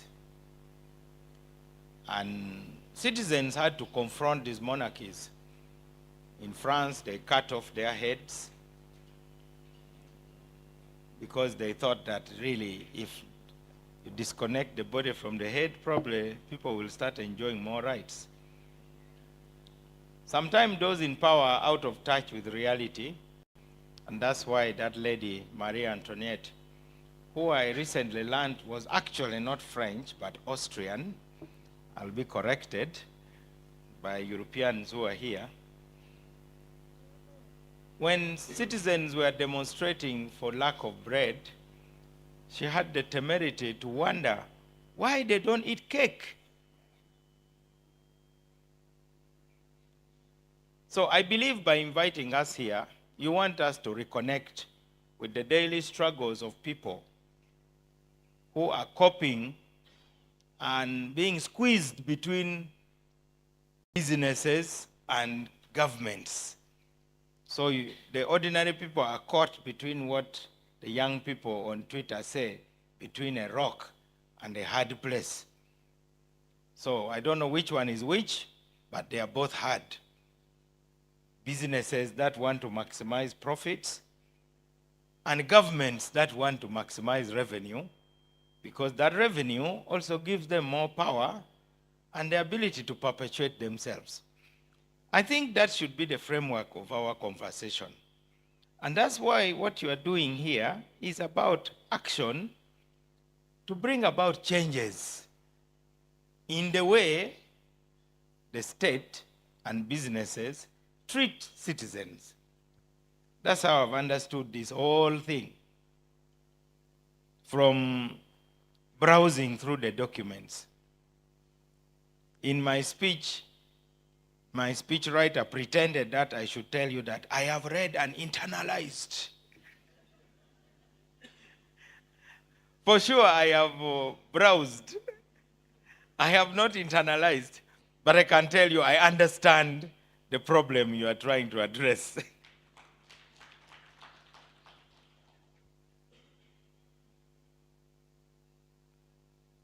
So, this is an accountability forum. That's basically what I'm saying. Like my colleague, the minister, I also like to feel good, so I will talk about some of the good things we have done. Because it is important, first and foremost, to believe that we have the capacity to solve the problem. For those of you who are Christians, the model of this attitude is the Lord's Prayer. You start by saying, "Our Father who art in heaven." You must acknowledge that that Father has the ability to solve your problems. "Hallowed be thy name." So whose name is being hallowed here?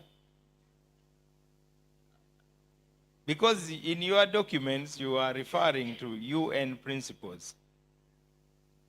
Definitely the UN has a lot of capacity, but I think in this case, it is the state.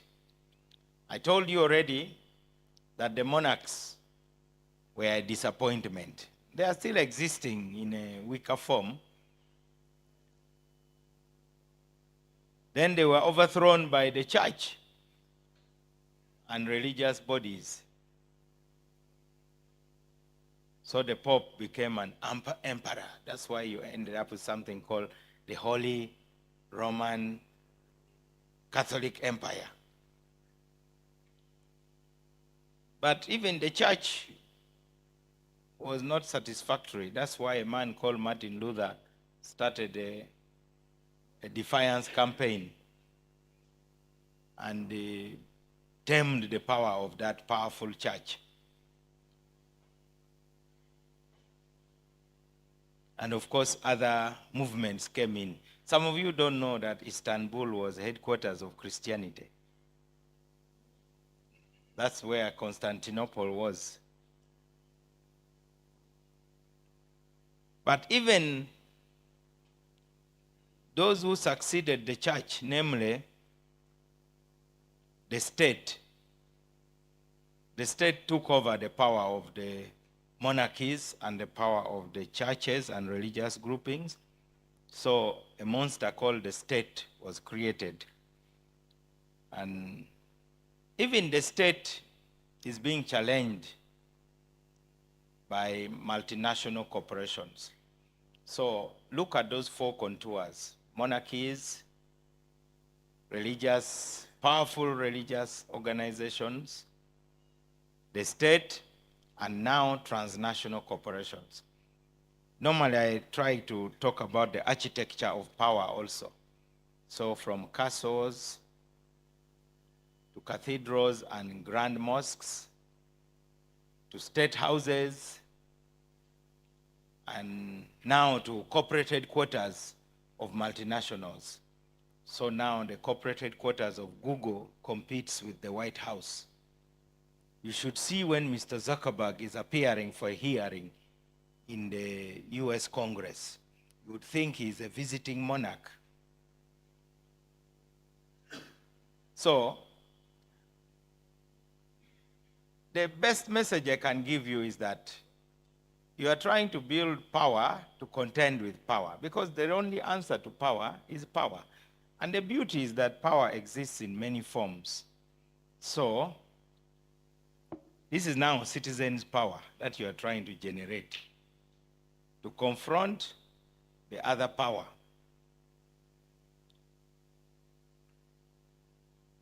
Those powers are there, that of the state. In Uganda, you know the famous blue letters. Even me, I was appointed by a blue letter.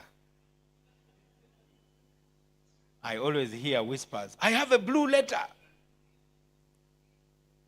I'm going to State House. This is from State House. I'm from the White House."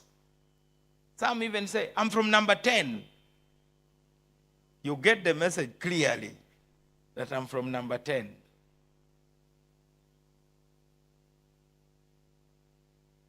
So, here is our self-assessment. You'll tell us yours. In 2020, the administration of the Judiciary Act was enacted so that the independence of the judiciary is guaranteed. Sometimes, of course, we are misunderstood by those who act as if there is no due process in Uganda. I think there is due process. It is slow, but it is there. Together with the mother ministry of this initiative, that's the Ministry of Gender, Labor and Social Development, there is the Human Capital Development, Gender and Equity Mainstreaming Committee. That's another milestone which qualifies to be called progress. So the poor and marginalized groups who we know have limited access to justice can at least have their voices heard.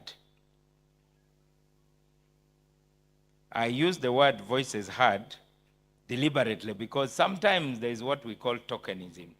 You can have a chair, a seat at the table of decision making, but you don't have a voice. You are just like a piece of furniture. Sometimes you can have a voice actually, but that voice is not heard. So we want the affected people to have a seat at the table of decision making, to have a voice, and to have that voice heard. That's how I understand what your campaign is all about. Because when I look around the room, I don't think there's any machine operator here. Is there somebody who operates a machine in a factory? Is there somebody who maybe is a truck driver who drives from Mombasa to Goma? I know you represent them. But those are the people we are talking about. They are the people whose hands get cut off in a factory, and then they are tossed around by Honorable Asamo's people. They go to Human Rights Commission. Human Rights Commission is an expert in writing letters. And the peasants faithfully move with the letters for year after year until they... So if this is the beginning of synergy, why don't you have like a clearing house so that Ministry of Gender, Labor and Social Development and Crispin's group and all these advocacy groups can have maybe, even if the meeting is only twice a year, to say, these are the issues you are supposed to decide. There's somebody who came to me complaining that a labor officer in a local government even refused to return to him his letters. How can that happen in the Republic of Uganda?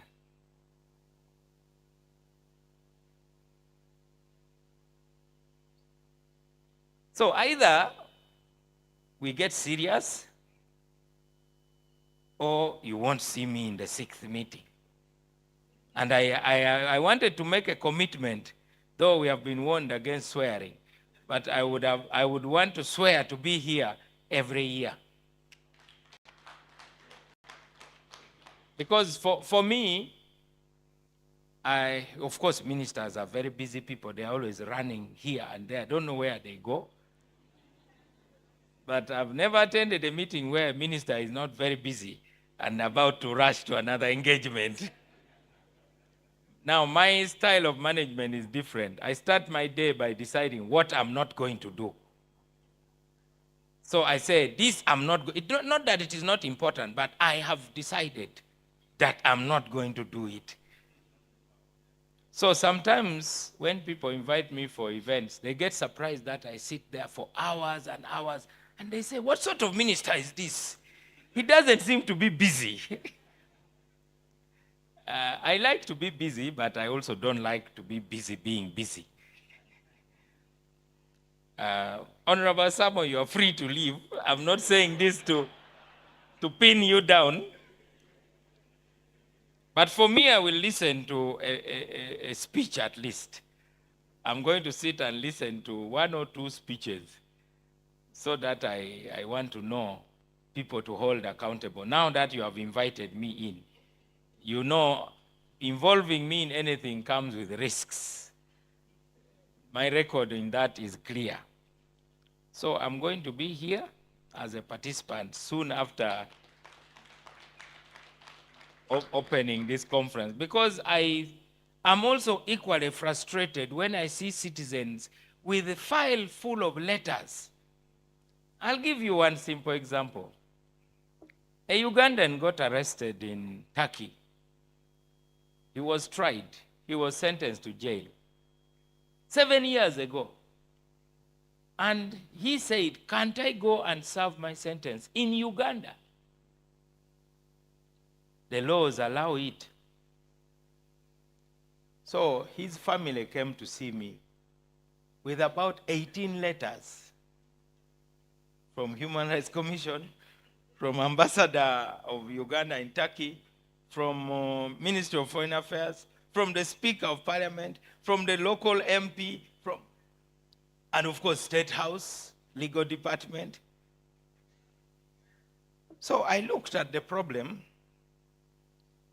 and I realized that this is a question of applying the law relating to exchange of prisoners. Now, I remember what I told you first, that a minister is very privileged. Even now, if I wanted to find out what the Constitution of Haiti says about the environment, I know who to call in the Ministry of Justice. I'll call and say, in 30 minutes, I want to know what the Constitution of Haiti says on environmental protection. They'll say, yes, sir. And in 30 minutes, indeed, they will tell me what they call. Now, that is the privilege we enjoy. And being in that privilege means we have a clearer view of issues. So either we have closed our eyes, or we are sleeping, or we have deliberately decided to look in the wrong direction. Because when you're a minister, you have been carried on the shoulders of citizens. You have the best view, but somebody is bearing your weight. You know, we operate at public expense. Yes, you buy the fuel, you buy our cars, you take care of us, and so on. So what are we giving in return? I think that's really the question. I should at least be able to say, this is what I see and this is what needs to be done, because I'm probably sitting on 5 people and they have carried me in the hope that my being there is for their benefit. Therefore, aware of that, I summoned the Directorate of Legal Advisory Services. I said, does this law which we have in Uganda apply to Turkey? Said, no, sir. Okay, if you were the minister, what would you do? By the way, a lot of these ordinary people just fear to advise us because they think that a minister knows everything, a minister should give direction.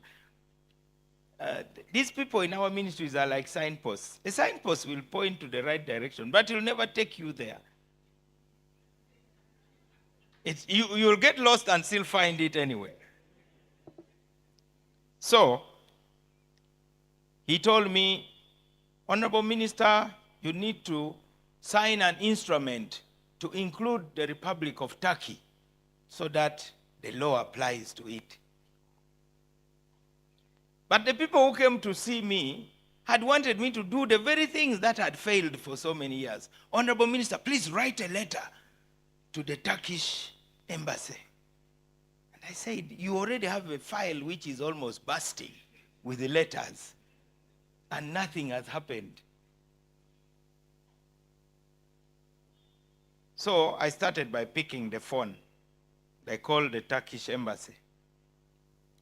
You know, I'm a new minister, so my name is not associated with the government. I think in the mind of people, I'm still there where I was.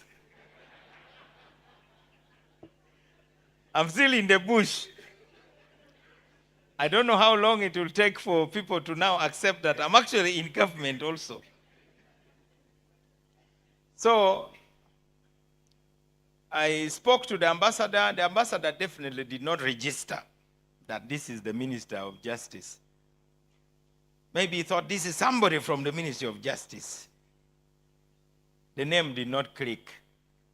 So then he said, I will ask one of my officials to contact you. But I think later he had a chat with the secretary who put me through. He said, I'm sorry, Honorable Minister, I didn't know it was you. So I said, Your Excellency, I would really want to talk to you. He said, I will come to see you tomorrow. It was Thursday. And so by 7:30 he was there. He brought me a lot of sweets. You know, Turkey is known for sweets. And a big book with pictures of all the beautiful places the Minister of Justice should dream of visiting in future in Turkey. So I called the educated people in the ministry, and they said, let's now have a conversation. So I asked him, is it possible to do it? And he said, yes. So we drafted the instrument, we gazetted it, and I believe soon the young man will be on the plane to come back. And I have not written a single letter. So I always wonder why people have to walk in the corridors of government and they are not sure actually what the government is doing about their problem. Some even say, I have seen the minister. I've talked to the PS. I've talked to the commissioner. They promised to write. They said we are going to have a meeting. I'm sure if all of you who are gathered here are honest and sincere, you have your horror stories. Except that you are nice, decent people, don't like to scratch your whatever, your unmentionables in public. But it is your body which is itching. Anyway, I speak like this because I started my career as a lawyer for the poor. My first real job was that of project advocate in the legal aid project of Uganda Law Society. I had failed an interview to be a state attorney in the Ministry of Justice, which I now head.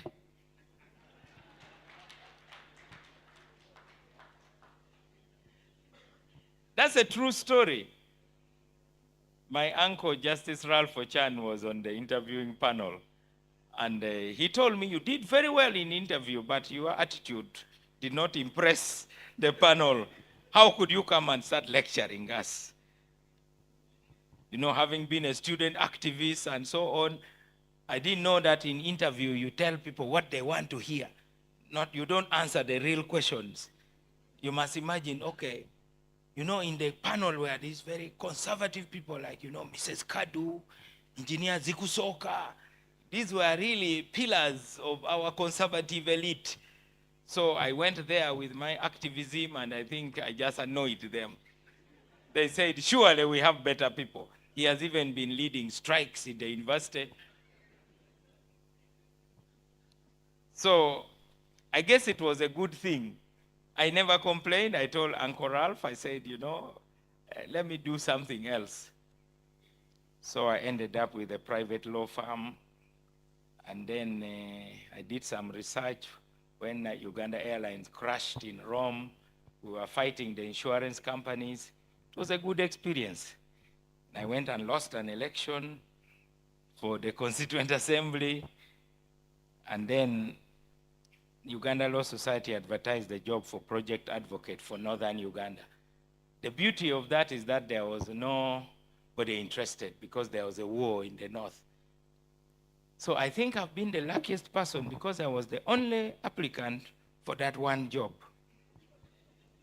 So the interview was beautiful. It was basically a counseling session.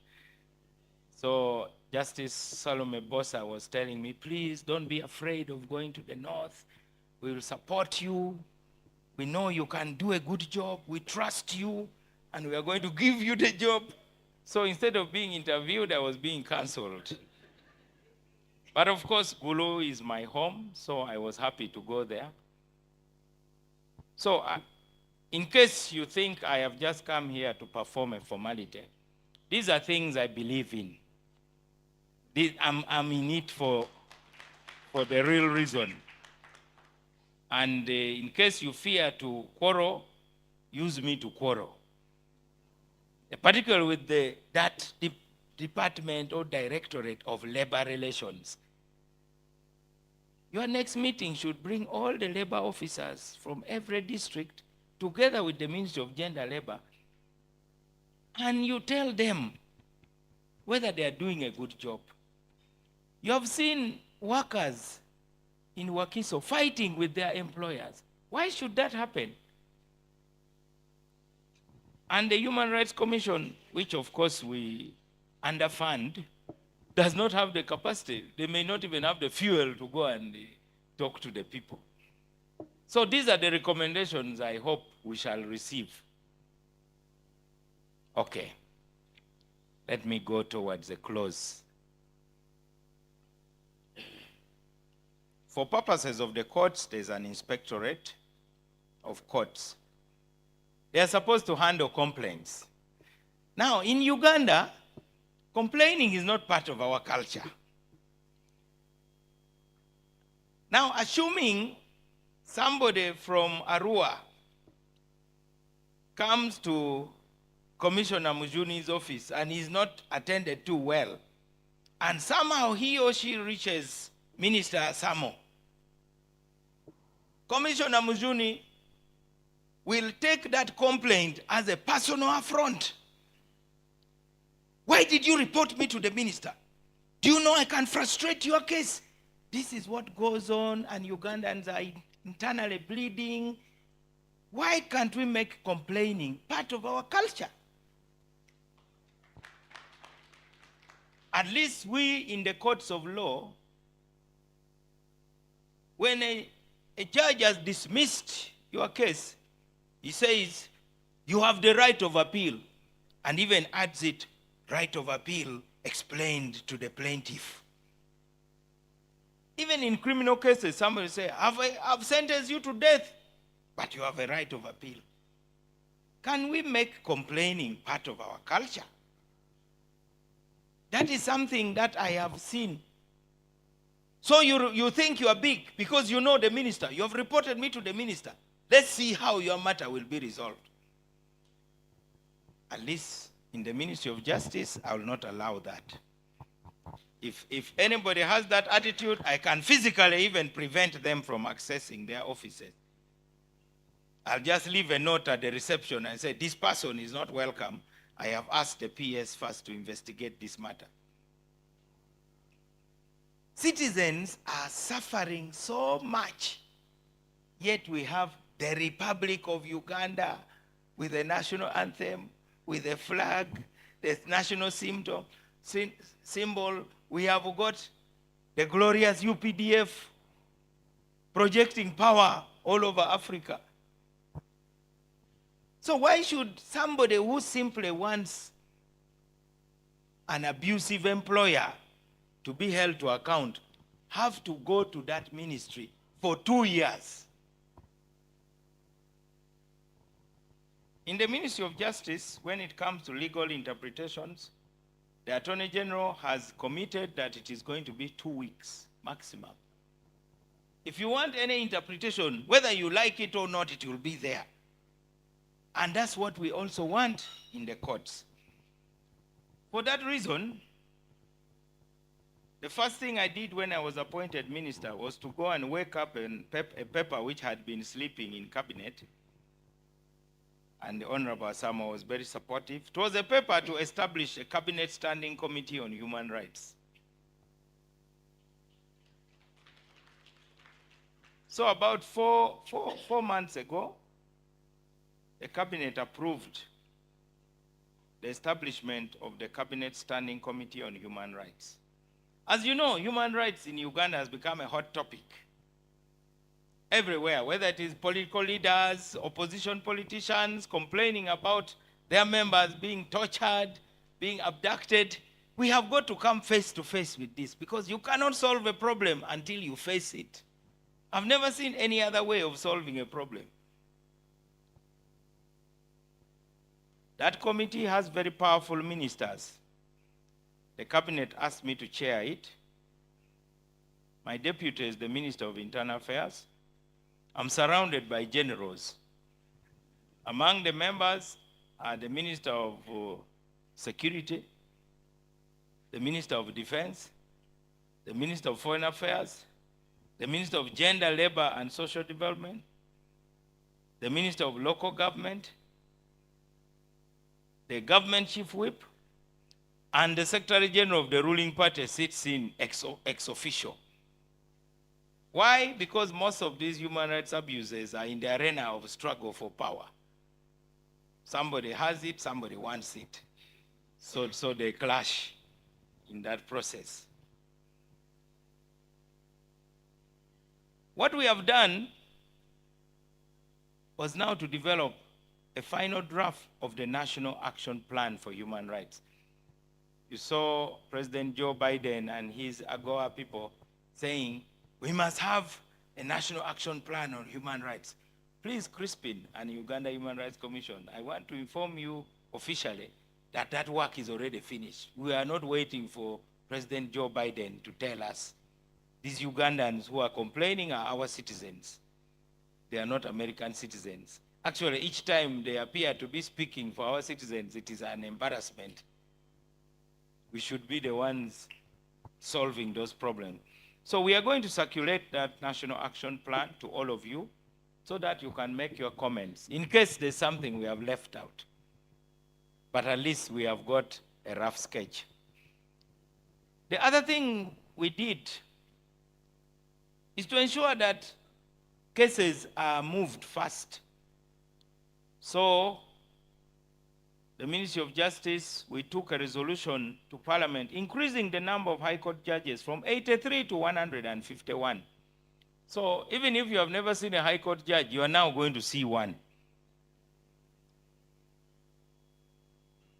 We are probably next week, going to table an amendment of the Judicature Act to increase the number of justices of the Court of Appeal from 15 to 56, to create very many appeal jurisdictions or circuits.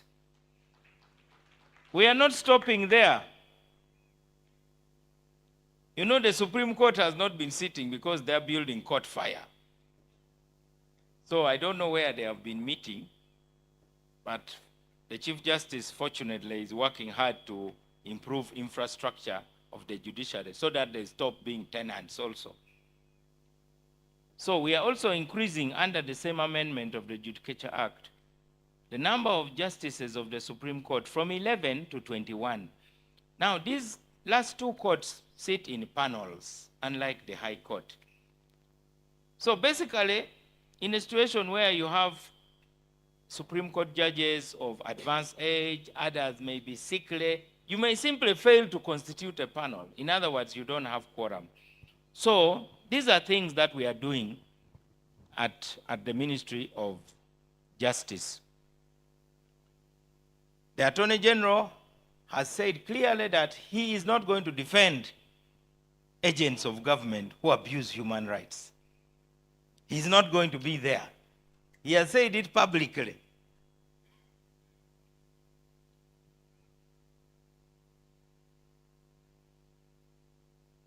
So we have a duty to respect, protect, and fulfill all the human rights in our Constitution. And we welcome your pressures on us. At the same time, we must build the capacity of the state. The Ugandan state is not still strong to the level that we desire. We are still in a state building project. We are like a vehicle trying to move, but on a road which doesn't exist. And as you know, vehicles must move at the speed of the road. You may have a Ferrari which can drive at 400 kilometers per hour, but I think when you visit Kampala, the roads will dictate your speed, not the car. So I also urge you to, in the words of Bob Marley, to check out the real situation in which we are operating. This is the Uganda Because the moment you say this is the condition in which we are operating, then you will not commit suicide because of frustration. You will then know how to tackle it. The state is still not strong enough. That's I can tell you. I'm a minister of the government, and I can tell you that we need to enhance the state capacity. There are people who still have the ability to overpower the state. Maybe not the real state, but those who are supposed to act on behalf of the state. Because if you have police officers who can be bribed, if you have labor inspection people who can be bribed, if you have tribunals that can be compromised, then you can't say the state is strong enough.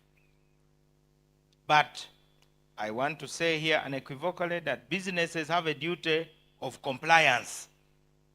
And where they are not complying, please report. We have a duty to guarantee predictability of remedies. Some citizens don't know what to do. I have seen in Britain, there's something called citizens advice centers. I don't know whether you people can think about something like that. Most of the people who come to see me just want good advice. Sometimes I wonder whether I needed to be a minister to sit there and just to advise citizens.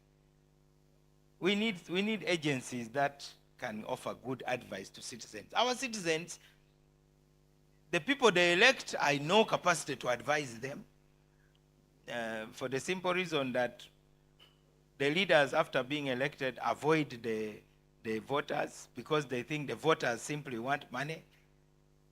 So who is going to advise the citizens, even to know that you people exist? Then, all businesses, whether national or transnational, have to comply. There are those big-headed international companies that want to play by different rules. I want to tell you unequivocally, the law applies to you also. I know it sounds politically incorrect because some businesses have taken photos with the president of Uganda, so they think their rules are different from the rules of somebody who has not taken a photo with the president of Uganda.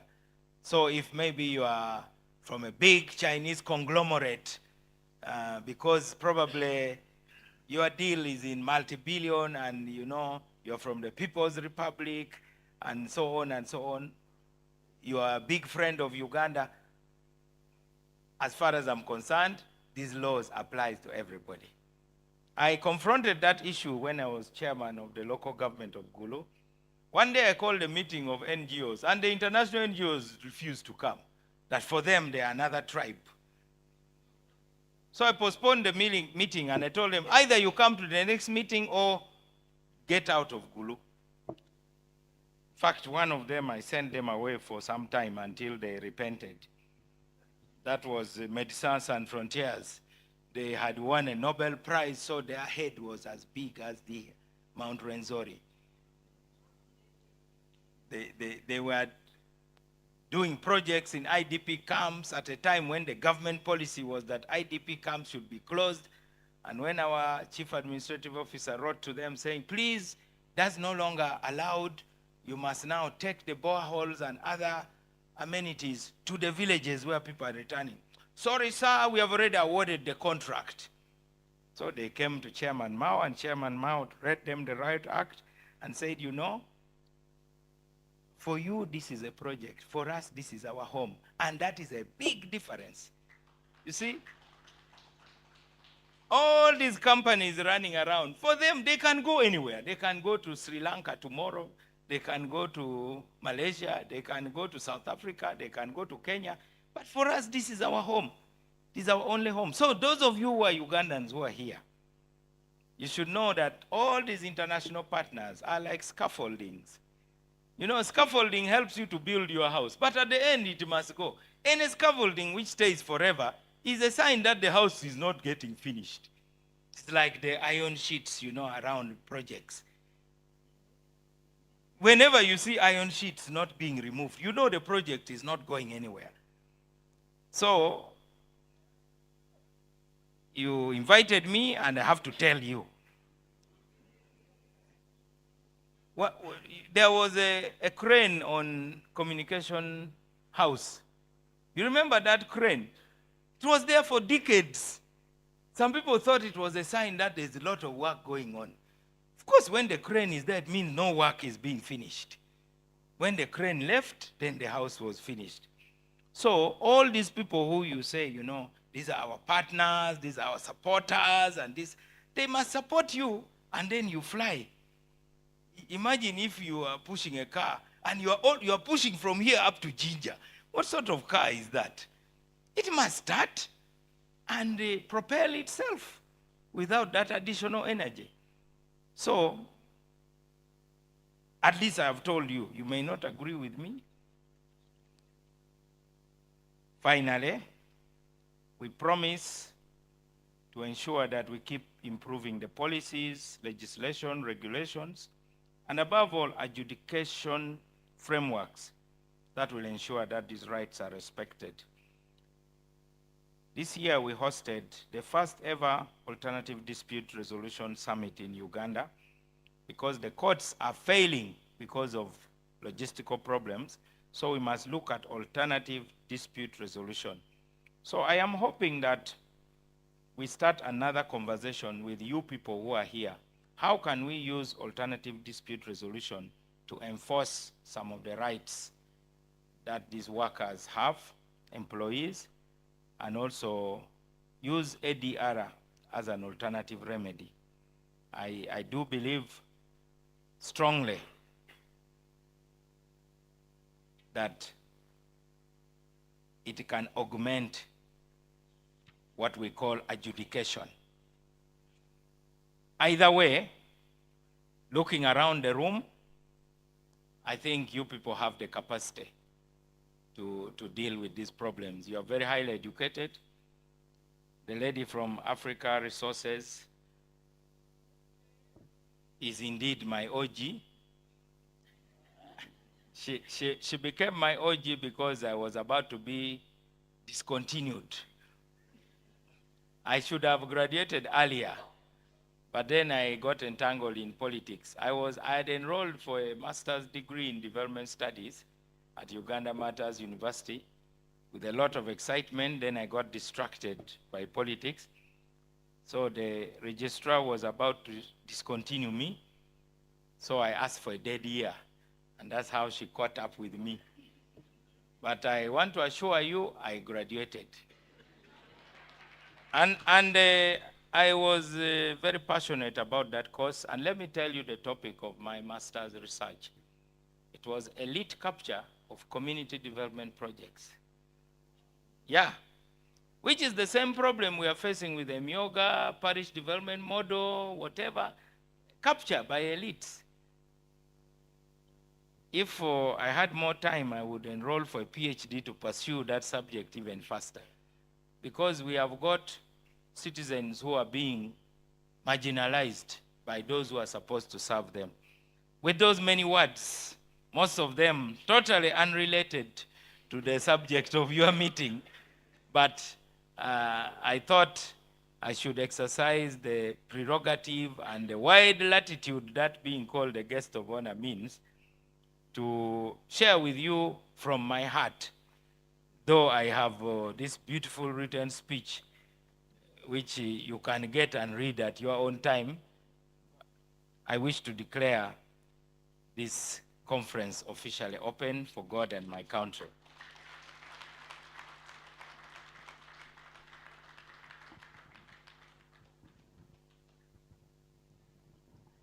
Thank you. Thank you so much, Honorable Mao. You are the epitome of eloquence. Every time you get the honor of listening to him, don't just skim through, internalize what he has said.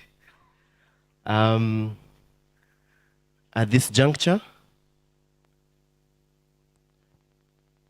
I know that many of us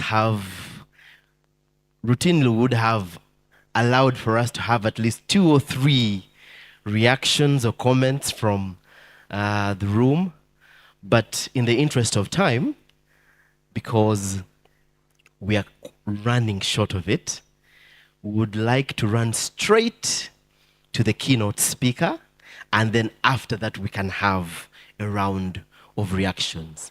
Are we in agreement? Does that work for us? Thank you so much. The IT team?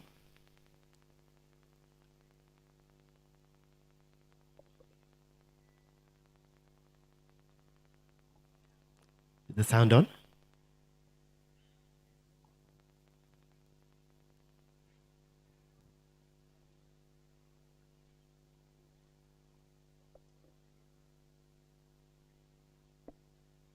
Hello? So as we get to the keynote speaker, dear friends, I would like to introduce to you Professor Damilola Olaui. He is a key figure in enhancing business and human rights at the global level. Professor Damilola is the chairperson of the UN Working Group on Business and Human Rights, who is mandated by the Human Rights Council to promote the effective and comprehensive dissemination and implementation of the UNGPs globally. Professor Damilola is the chairperson of the UN Working Group, UNESCO Chair on Environmental Law and Sustainable Development at Hamad bin Khalifa University in Doha, Qatar. And we are therefore enlightened to have this professor share with us or enlighten us on how we can progress with a business and human rights agenda beyond the adoption of the National Action Plan. You're welcome, Professor. And in the interest of time, I'm requesting that we try to cut on the time a bit. So, Professor, I'm requesting that you use 10 minutes. You're welcome. Thank you very much. Your Excellency, the Minister of Justice and Constitutional Affairs, Excellency, the Minister of State for Disability, representative of the Permanent Secretary, Ministry of Gender, Labor and Social Development, chairperson and members of the Uganda Human Rights Commission, ladies and gentlemen, permit me to stand on existing protocol and say good morning to you on behalf of all of us in the United Nations Working Group on Business and Human Rights. As you may already know, our working group was established in 2011 to promote the dissemination and implementation of the United Nations Guiding Principles on Business and Human Rights, which, as many speakers have already described it, is the authoritative statement on what responsible states and businesses should do to promote human rights in economic sectors. Before I go on, I must start by congratulating the Resource Rights Africa, Dan Church Aid, as well as the Uganda Human Rights Commission and all other partners for bringing us together to explore this important topic. I think one of the most difficult compliments that I get is when people tell me, we look up to you. It is difficult because I don't know whether to be happy that I'm being looked up to or whether to be sad that I'm under so much pressure. And so when next you meet me at a conference and you want to make me uncomfortable, you can say that. But I've been to many events recently. In September, we were at the African Forum, and people said publicly that we look up to Uganda, being one of the first few countries in Africa to have a National Action Plan on Business and Human Rights. We were in Tanzania just 2 weeks ago at the African the session of the African Commission, and people said the same. We were in Ghana at the NANRI conference, Network of African Human Rights Institutions, and people still said the same. We look up to Uganda. And just a few weeks ago, I was in New York at the UN General Assembly to present our report. And still, one of the people that intervened, I believe it was the speaker from the, one of the speakers, government speakers, said, we look up to Uganda to lead in the implementation. So I said, well, Uganda must be under pressure. When people look up to you, what do you do? Who do you look up to? I think when people look up to you, it only gives you, of course, it's worth celebrating that at least something is being done, but it also gives you pressure to continue to remain a positive role model, to continue to inspire, to continue to innovate, to continue to improve what you have in order to remain one of the best. And I think today's session provides us that important opportunity to reflect on progress made in Uganda and the opportunities to remain at the forefront. And I was really, really excited when I listened to the Minister of Justice talking about the scorecard, because I had actually titled my keynote as Uganda Scorecard. And so it was very, very inspiring to hear some of those innovative and from the art positions made by the Honorable Minister. So in a few minutes, I will just share what I think can be that way that Uganda will remain at the forefront as that country that Africans are looking up to continue to stir progress in this important area. Of course, I will provide some information about the guiding principles on business and human rights, as well as what our working group is doing to implement it. The guiding principles, as I mentioned, provides the authoritative statements on how states can advance the business and human rights agenda. It was put together as a milestone to address some of the complaints and challenges we've seen over the years in which many of Africa's wealth leave the continent, leaving local communities poorer than they were before those resources were found. And this is not a challenge for Africa alone. We've seen in many parts of the world, in Asia, in Latin America, and in other parts of the world in which local communities suffer from irresponsible business conduct, from corporations doing abroad what they may not be able to do in their own countries, pollution and the likes. And so the guiding principles is meant to cast a spotlight on businesses. Before now, human rights used to be understood in the context of what states can do. But since 2011, we are now focusing a lot on what businesses can do as well. And as a working group in executing our mandate, we organize a number of events and activities to create awareness. We have our thematic reports that provide information on a wide range of topics. And some of the topics we've addressed in the past is how states can introduce a gender dimension into the business and human rights dialogue. And all of these reports are available online. And the report I presented 2 weeks ago at the UN General Assembly is our latest report on extractive sector, just transition and human rights. Uganda is blessed with mineral resources, cobalt, gold, and the likes. And now with the energy transition, there is increased concern that there might be a new wave of resource curse if we don't integrate human rights into the search for minerals. So, and that report looks at what states can do and what business enterprises can do to ensure that the increased demand for solid minerals due to the energy transition does not then lead to greater harm to local communities. So I would recommend that we read that report if you have not already seen it. It's a very, very timely and important one. In addition to reports, we also have our communication procedure that allows anyone from anywhere to submit communications on alleged human rights violation by any business to us. Our key concern is that despite the rise in awareness on the UNGPs, allegations of human rights violations by oil companies and other companies in other key sectors, especially violations relating to contamination of ancestral lands and land grabs and the like still remain.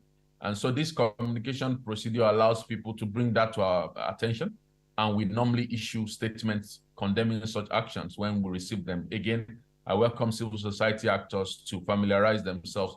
Normally, when we consider this report, it's always surprising to me that we receive only very few from Africa, which is not that there are no complaints, it's just that the awareness of the procedure may not be there. So I'm talking about, in addition to that, we have our country visits, which allows us to go on the sites in countries to see what is happening. And we've had a number, we've had 18 so far. We're in Liberia just last year. We've been to Kenya, Ghana, and next year we will be in Tunisia on our country visit. We hope to be in Uganda sometime in the near future as well.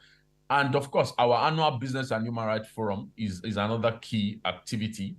We are preparing for it towards the end of this year, 27 to 29. If you are not already planning to be with us in Geneva, please join us. We look forward to welcoming you.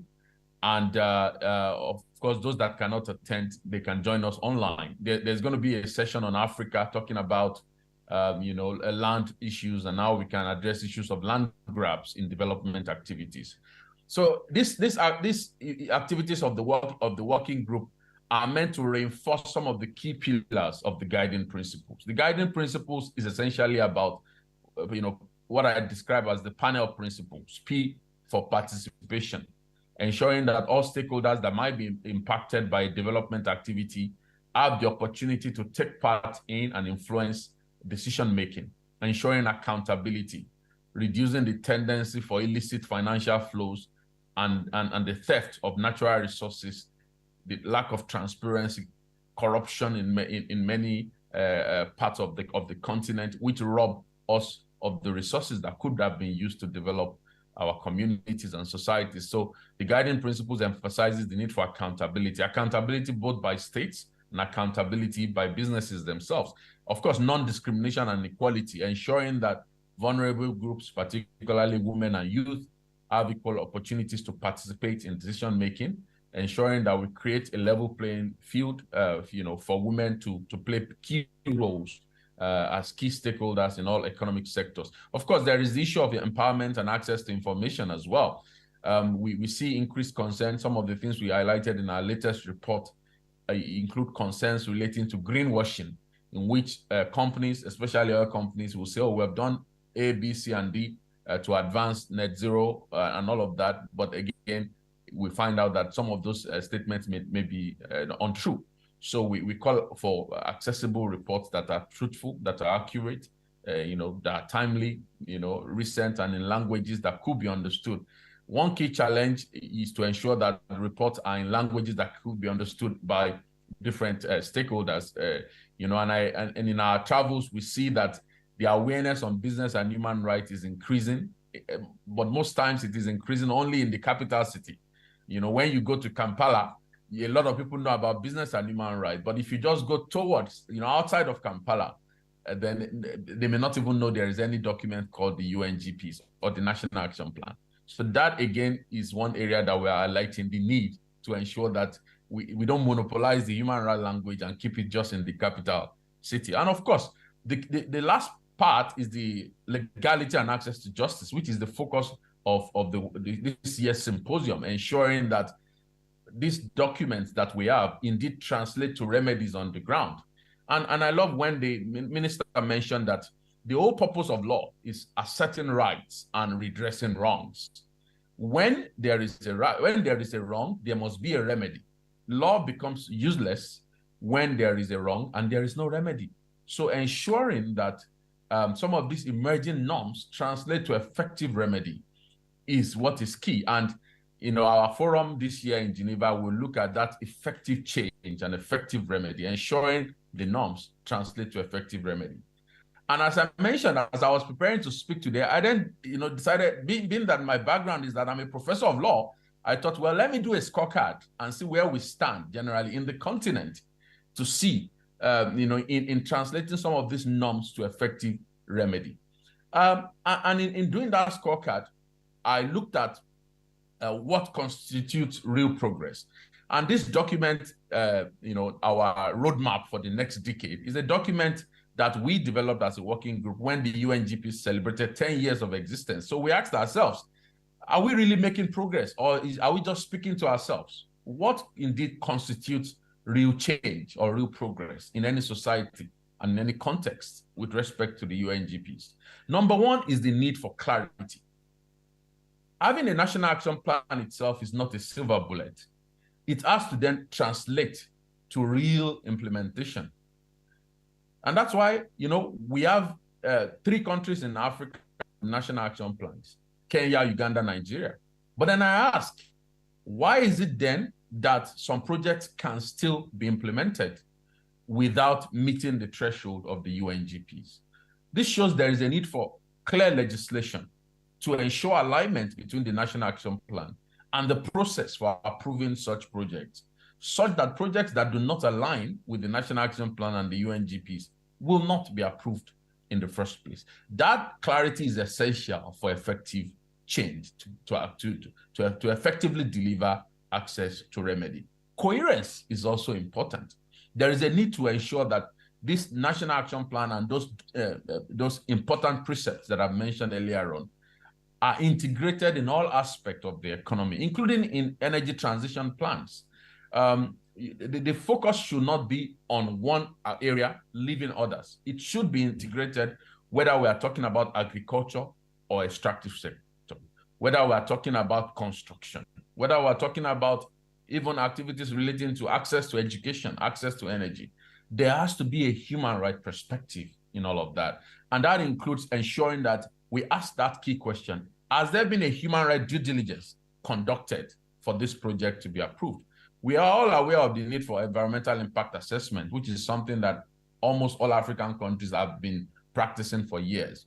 But now we are calling for human right due diligence, which is you're not just only looking at the environmental impact, you're also looking at the likelihood of a project or decision to impact human rights. Then we are talking of the need for multi-stakeholder partnership and coordination. And today's event is the classic example of what we have been looking for. We have Resource Rights Africa, we have Down Church Aid, we have, UNDP, many other partners from the European Union, civil society coming together to talk about access to remedy. This is a key step in the right direction, and we want that to be sustained. All key stakeholders being involved in formulating that process of effective change: academia, business enterprises, government agencies. No one stakeholder is more important than the other, and no one stakeholder is the righteous and the other the villain. All of us have a common agenda and a common purpose to ensure that we live a society and community that is better for the next generation. A society whereby human rights is placed at the decision table, at the heart of every decision making. A society whereby we do not sit back and allow business enterprises to place profit ahead of people.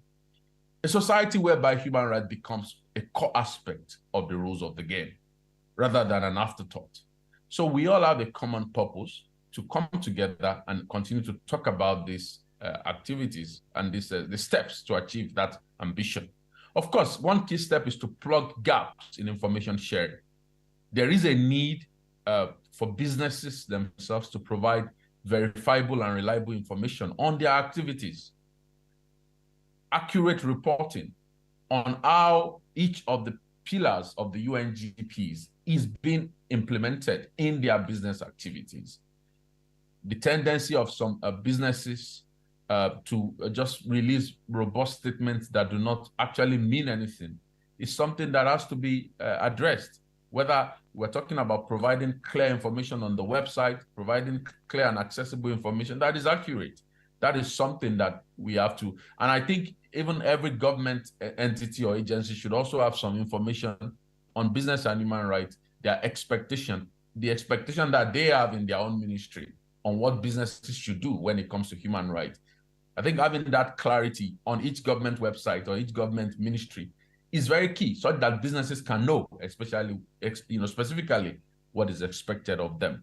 And I always say that funding is also important. The first true test of how much a country really cares about the business and human rights agenda is how much money government is willing to put for the Human Rights Commission to drive implementation. In many countries, in my travels, we've seen the same concern, the same complaint. Oh, we really understand the business and human rights language, but we don't have budget, we don't have money for this.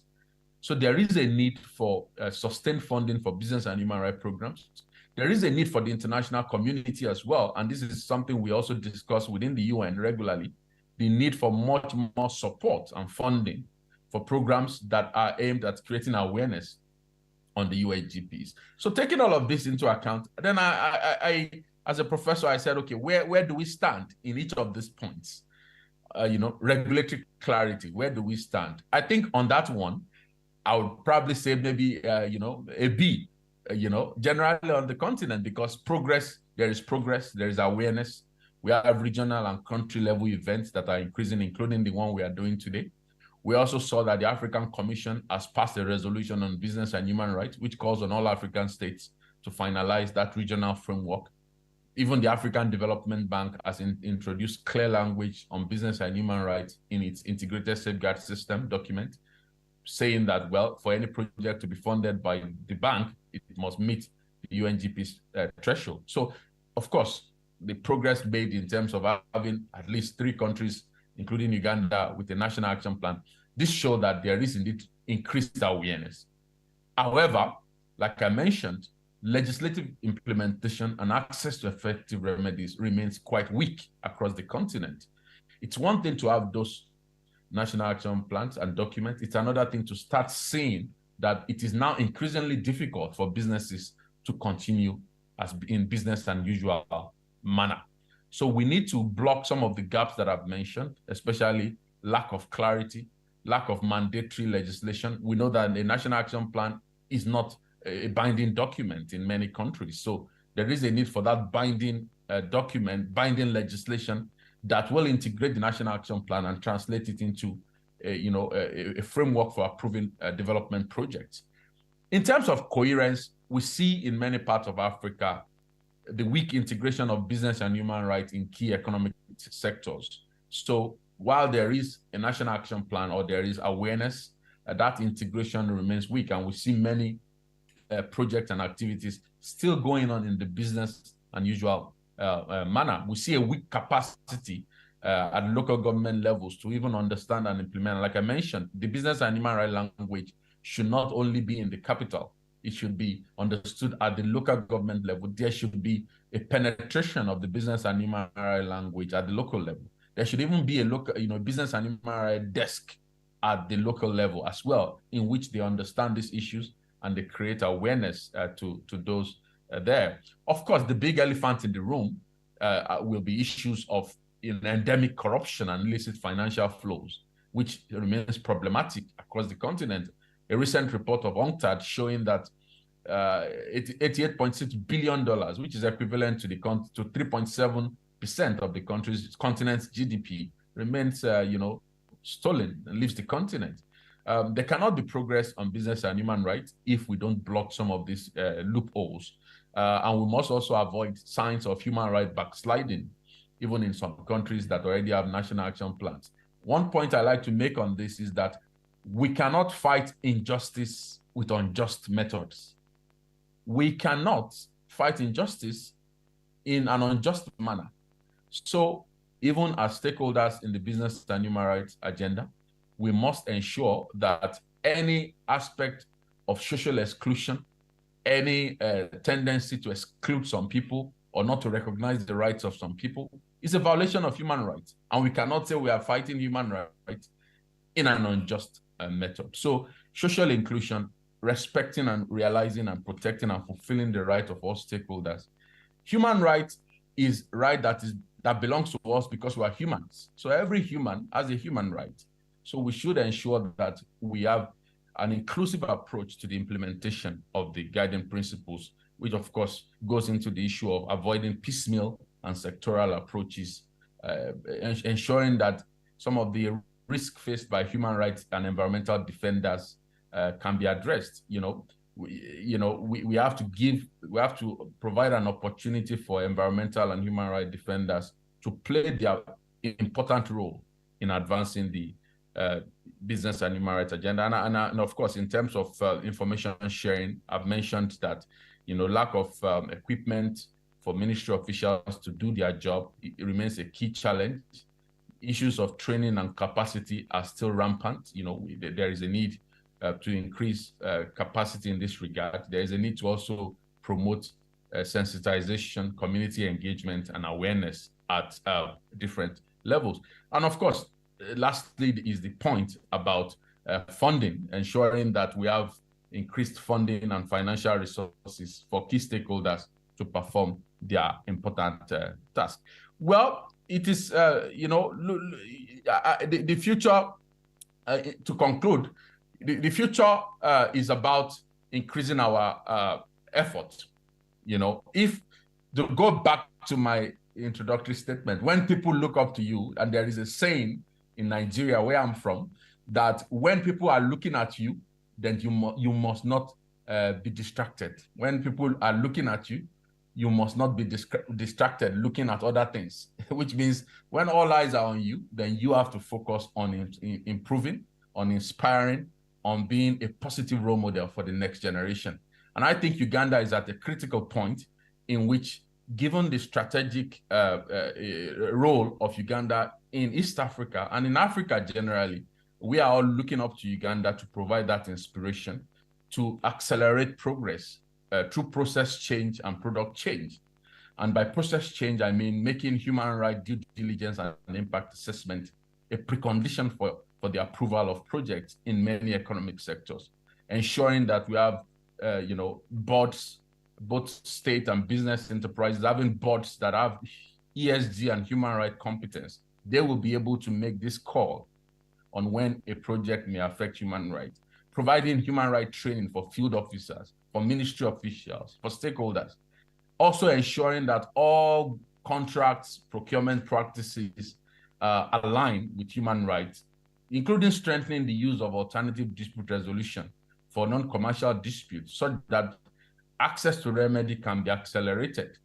In most cases, going to court may be problematic, it may be time-consuming, and that's why we're increasingly calling for us to modify existing laws on alternative dispute resolution so that they don't focus only on commercial sector, so that we can use arbitration, mediation, conciliation to resolve even human rights issues. When someone says my land has been taken, land grab, they don't have to go to court. We can use ADR to resolve some of this. And so that will require legislative change. And that's some of the legislative change that I was talking about, to ensure that we actually translate the National Action Plan to reality in widening access to remedy. Of course, product change is also important on behalf of business enterprises, upgrading their product and services and procurement standards to ensure that those services, those products comply indeed with human rights. And there is a need, like I mentioned, to promote homegrown solutions. And of course, looking at the room today, I'm excited by the wide range of stakeholders involved in this important symposium. And I'm confident that we will be able to advance and accelerate the effective implementation of the National Action Plan. And as a working group, and as the chairperson of our working group, I can assure you that we remain at your disposal to support the process through capacity development assistance. If you need any resource from us in terms of awareness or sustained dialogue, we are always ready to work with all stakeholders. I will end again by congratulating the organizers, especially Resource Right Africa, Dan Church Aid, and the government of Uganda for their dedication to capacity development in this important area. Your Excellencies, ladies and gentlemen, I thank you very much for your attention.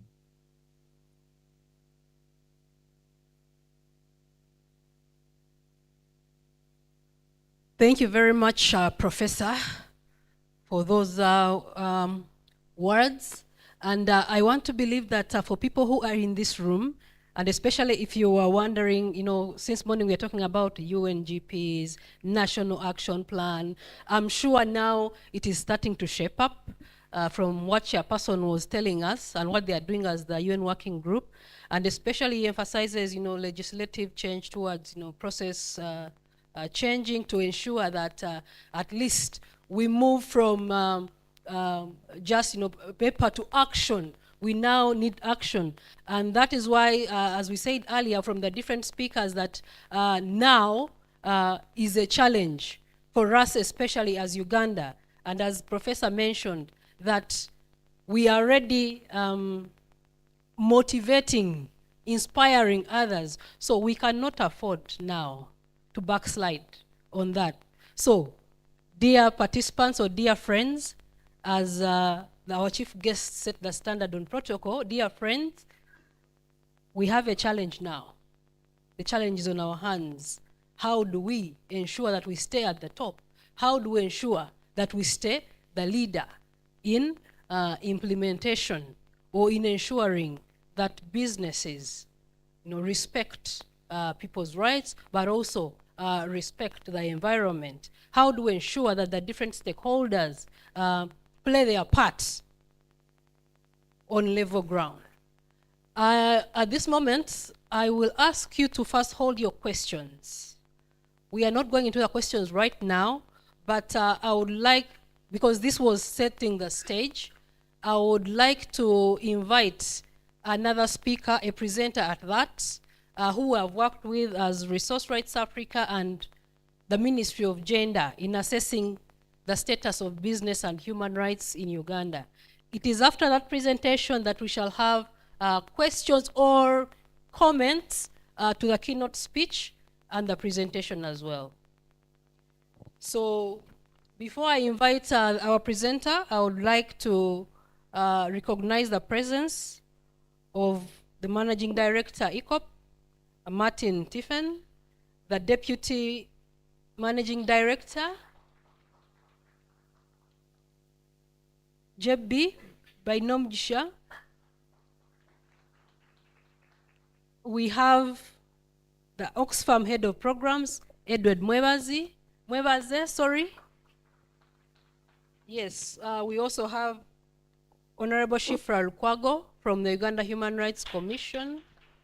Like I said, yes, we are all key people right here in this room. And also, I would like to acknowledge our online participants who have been with us since morning. And for the other moderators, session moderators, please let us not forget that group online. But at this moment, I would like to introduce to you, dear members, and invite our presenter for a study on the status of business and human rights in Uganda, which is setting really the pace for our discussions here today. So I would like to invite Dr. Howard Ayo, who is an expert in business and human rights. He holds a PhD from Ulster University in Northern Ireland, where he developed a unique research-led framework for business and human rights national action plans for sub-Saharan Africa. So his primary research interests really lie in business and human rights, economic, social, and cultural rights, corporate social responsibility, and governance and sustainable development. So as we head into this presentation, I'm imploring Professor Damilola to first keep around for about 10 minutes to listen to this presentation, and also, as later the discussions and possibly any questions that may arise. Thank you. Howard, over to you.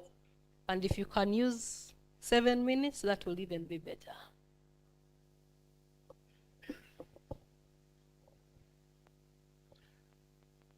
Thank you very much, Frida. Our chief guest, Honorable Norbert Mao, Excellencies, distinguished guests, ladies and gentlemen. My name is Dr. Howard Ayo. I recently just concluded my PhD research in business and human rights with a focus in Kenya, Tanzania, and Uganda. I went to study the National Action Plans for Business and Human Rights. That was in 2018, when I got a scholarship by the government of the UK. I spent there about 6 years studying this specific framework. Resource Rights Africa contracted me not so long ago, about 3-4 weeks ago, to look at the state of business and human rights in Uganda. And I pointed to them that we cannot go outside the domain of the state because Uganda is a role model in coming up with a measure for business and human rights. So we are picking up on the National Action Plan for Business and Human Rights for Uganda. Before I dive straight into my presentation, I want to acknowledge Honorable Norbert Mao. He may not recognize me very much, but I'll give him 2 instances where I met him in person when he was on the other side. The first one was in 2020. The first one was in 2011. If you recall the walk to work movement, I met him in Gulu, walking from his home, going to the market, but he was stopped. By that time, I was working with the United Nations Human Rights Office, and I was doing my routine human rights monitoring work. The second time I met him, he was encountered with today's topic, and that is business and human rights. That was 2018 in July. I met him in Gulu when the community of APA invaded the UN Human Rights Office, Honorable Mao. And you are in among the lead team in discussing with the government, trying to resolve the ongoing forced evictions that were happening in APA, which appears to be a buffer zone. They don't know where exactly they fall, whether in Amoro or in a Jomani district. And this is the 3rd time we are meeting Honorable Mao on a good note, where we are talking of business and human rights.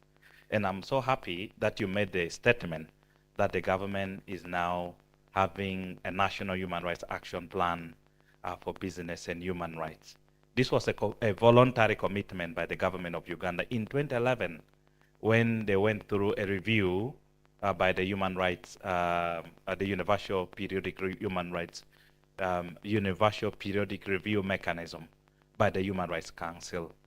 So when they talk about state commitment to human rights, this is one of the commitments that the state voluntarily made, and I'm happy that it is coming. So going back to the presentation, which I will try to shorten, if you go back to the theme, somebody with a slide, please go back to the theme. We will be looking at a very unique theme, that is align the wheels, the state of National Action Plan on Business and Human Rights. Why did I pick the concept of aligning wheels? Simply, if you are a driver, you always go to make sure that you check if your car is in a state worthy of putting it in the road. We are looking at the National Action Plan for Business and Human Rights, which was adopted, in 2021. But we do not know how far we are going. Are we on a smooth road, or do we need to go and align some of the wheels so that we have a safe journey in the next 5-year cycle? Next slide, please. The next one. I will start with some of the recommendations that are coming from the short study which I did on the Uganda's National Action Plan for Business and Human Rights. Then I will go into how did we arrive here. The first one, and Honorable Mao, I would like to address this to your attention, is that the 1995 Constitution of Uganda is not well aligned to the current discussion of business and human rights. We're looking at distinction between 2 entities, natural persons and legal persons. But in the Constitution, we're having issues that they have married, or they have merged the 2 concepts to mean the same. And I will quickly discuss this at some point in time, that we need clarity, Honorable Mao. What does it mean when it comes to rights and duties for business enterprises as a distinct entity? Then you go about to look at the rights and responsibilities of other stakeholders. Does the Bill of Rights apply to legal persons, which in the Constitution we have grouped them as natural persons, the same way it applies to me and you as in an individual? The same challenge also arises when it comes to the scope of business and human rights for companies under the Companies Act and the Investment Code Act. By show of hands, maybe I can drive this home. How many of you have participated in incorporating a company in this country? By show of hands, almost everybody. The next question I will ask you, was it a requirement that you should showcase or prove your commitment to human rights as one of the mandatory requirements for incorporation? That is the difficulty I am trying to talk about, which was not pointed out under the National Action Plan. Maybe the Investment Code Act, I might have not read it clearly. Is it a requirement that you should showcase? No, it's not. The other one, Right Honorable, Honorable Mao, is the National Environmental Act. The National Environment Act and the Land Act. Is that it is not a requirement that you should do human rights due diligence. There is a concept of due diligence which is required, which remains a very big abstract when it comes to these two pieces of legislation. What do they mean by due diligence within the framework of human rights? This is what we are talking about, that there is need to align these pieces of legislation so that they cohere with the current context of business and human rights. Next slide, please. The next recommendation, and why I am saying that we should align the National Action Plan to point out directly what do we want action to be taken. Because in the current state, the National Action Plan is very broad, and it doesn't give a clear direction on what should we do in the next 5 years in specific terms. Goes to stakeholders, and stakeholders does not exclude the civil society, and Honorable Mao talked about them. Strengthen participation and inclusion by corporations, especially multinational enterprises and privately, or those businesses which are registered within the country, their participation under the National Action Plan. In the current state, and evidence from the research that I was doing shows lack of participation by multinational business entities. They are a completely different creation, Honorable Mao. They're in a league of their own. You know, when you go into a bilateral investment arrangement with these foreign companies, you are creating a superficial framework that governs them completely outside the domestic legal order. And that needs to be discussed, Honorable Mao, so that we know for sure that to what extent do our domestic jurisdiction go far enough to look at issues of business and human rights by multinational business enterprise and those other enterprises. So strengthening their participation under the current National Action Plan for Business and Human Rights is very important. They are not distinct from our work in business and human rights. The other recommendation is that corporations should adopt internal measures for monitoring, reporting on human rights impact. Now, what we found on the ground is that because at incorporation they are not under duty or they are not duty bound to implement human rights, and so they are not also bound to put in measures, and this is the lacuna we have in the law that it's being avoided by business enterprises. Can we make it mandatory for business enterprises to know that they are not distinct beings when it comes to human rights duties? So we need to correct here. The Human Rights Act, the Companies Act for the UK is very clear, as an example, that companies are under obligation to provide as part of their non-financial reports, human rights report, with which their operations are directly involved. But in our state, it is not a requirement by business enterprises to showcase their contribution to human rights. It can be positive or negative. So we need to strengthen in this area. Then enhance awareness raising in business and human rights for stakeholders. Attention should be paid to grassroots levels, namely districts, cities, and at village levels. This one has already been mentioned, but we have an issue with devolution, Honorable Mao, and all the distinguished guests who are here. Do they understand what business and human rights is about and is not about? When we talk about district local governments or city governments, or the devolution at the lowest level, and that is the village level. We have a missing link here, and that is where the numbers are when you are talking about, you know, business and human rights. So attention should be paid there. Then enhance awareness raising in business and human rights. Increase resource allocation, which they have already talked about. Next slide, please. These are the recommendations. So this research went out to look at 3 areas. Number 1, to pick out key elements for the UN Guiding Principles on Business and Human Rights and the UN National Action Plan for Business and Human Rights. How many of you have engaged with the Uganda's National Action Plan for Business and Human Rights? By show of hands, less than 10%. And this is where the difficulty starts from. You have to engage with this document, policy framework, for you to effectively contribute in terms of realizing the policy framework.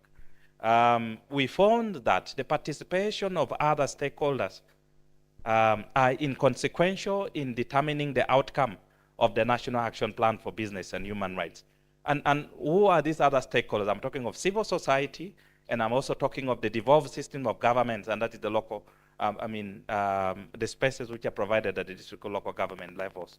So we need to have clarity. We need to engage with these documents. The second one is we are looking at participation and inclusion by stakeholders in the National Action Plan for Business and Human Rights.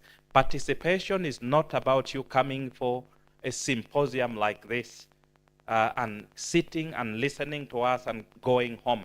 Participation is about informing the content of what is going to be discussed. Participation is about challenging the narratives which are going to come out from such kind of content. Participation is about, engaging in processes and programs and decision-making processes by the state and all other stakeholders that are directly engaged. And inclusion is about diversity, making sure that you bring different forces together, or different stakeholders together, so that their views are not left. I know I'm being warned on time. I am about to finish. The third element is looking at the recommendations which I've already done. So this was the scope of the research. Next, please, and I'll quickly summarize here. This is the context for business and human rights for Uganda. Population of 40, please go back.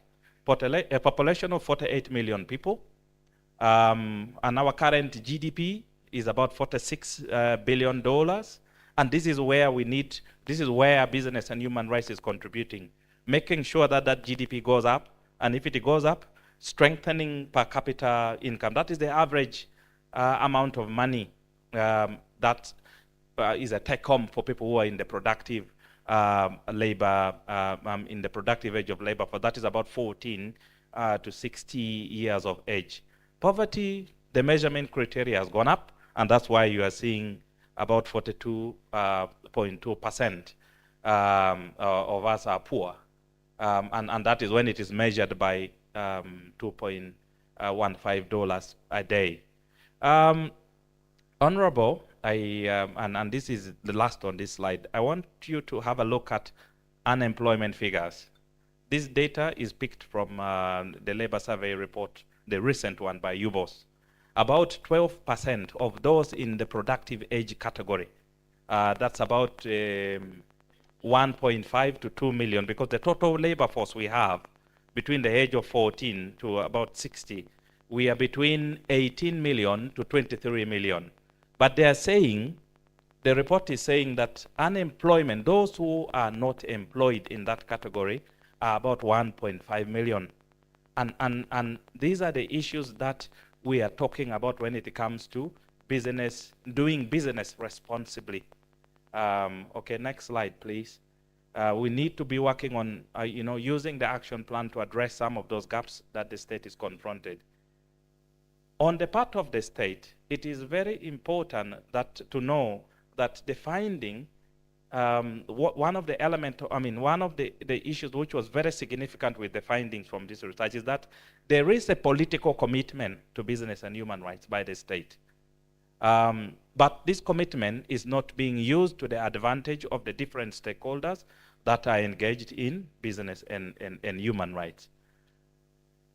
Secondly, there is arbitrariness in the National Action Plan for Business and Human Rights, which I've already mentioned in the recommendation, and I will not emphasize here. The same, and this is where I again draw your attention, Honorable Minister, Article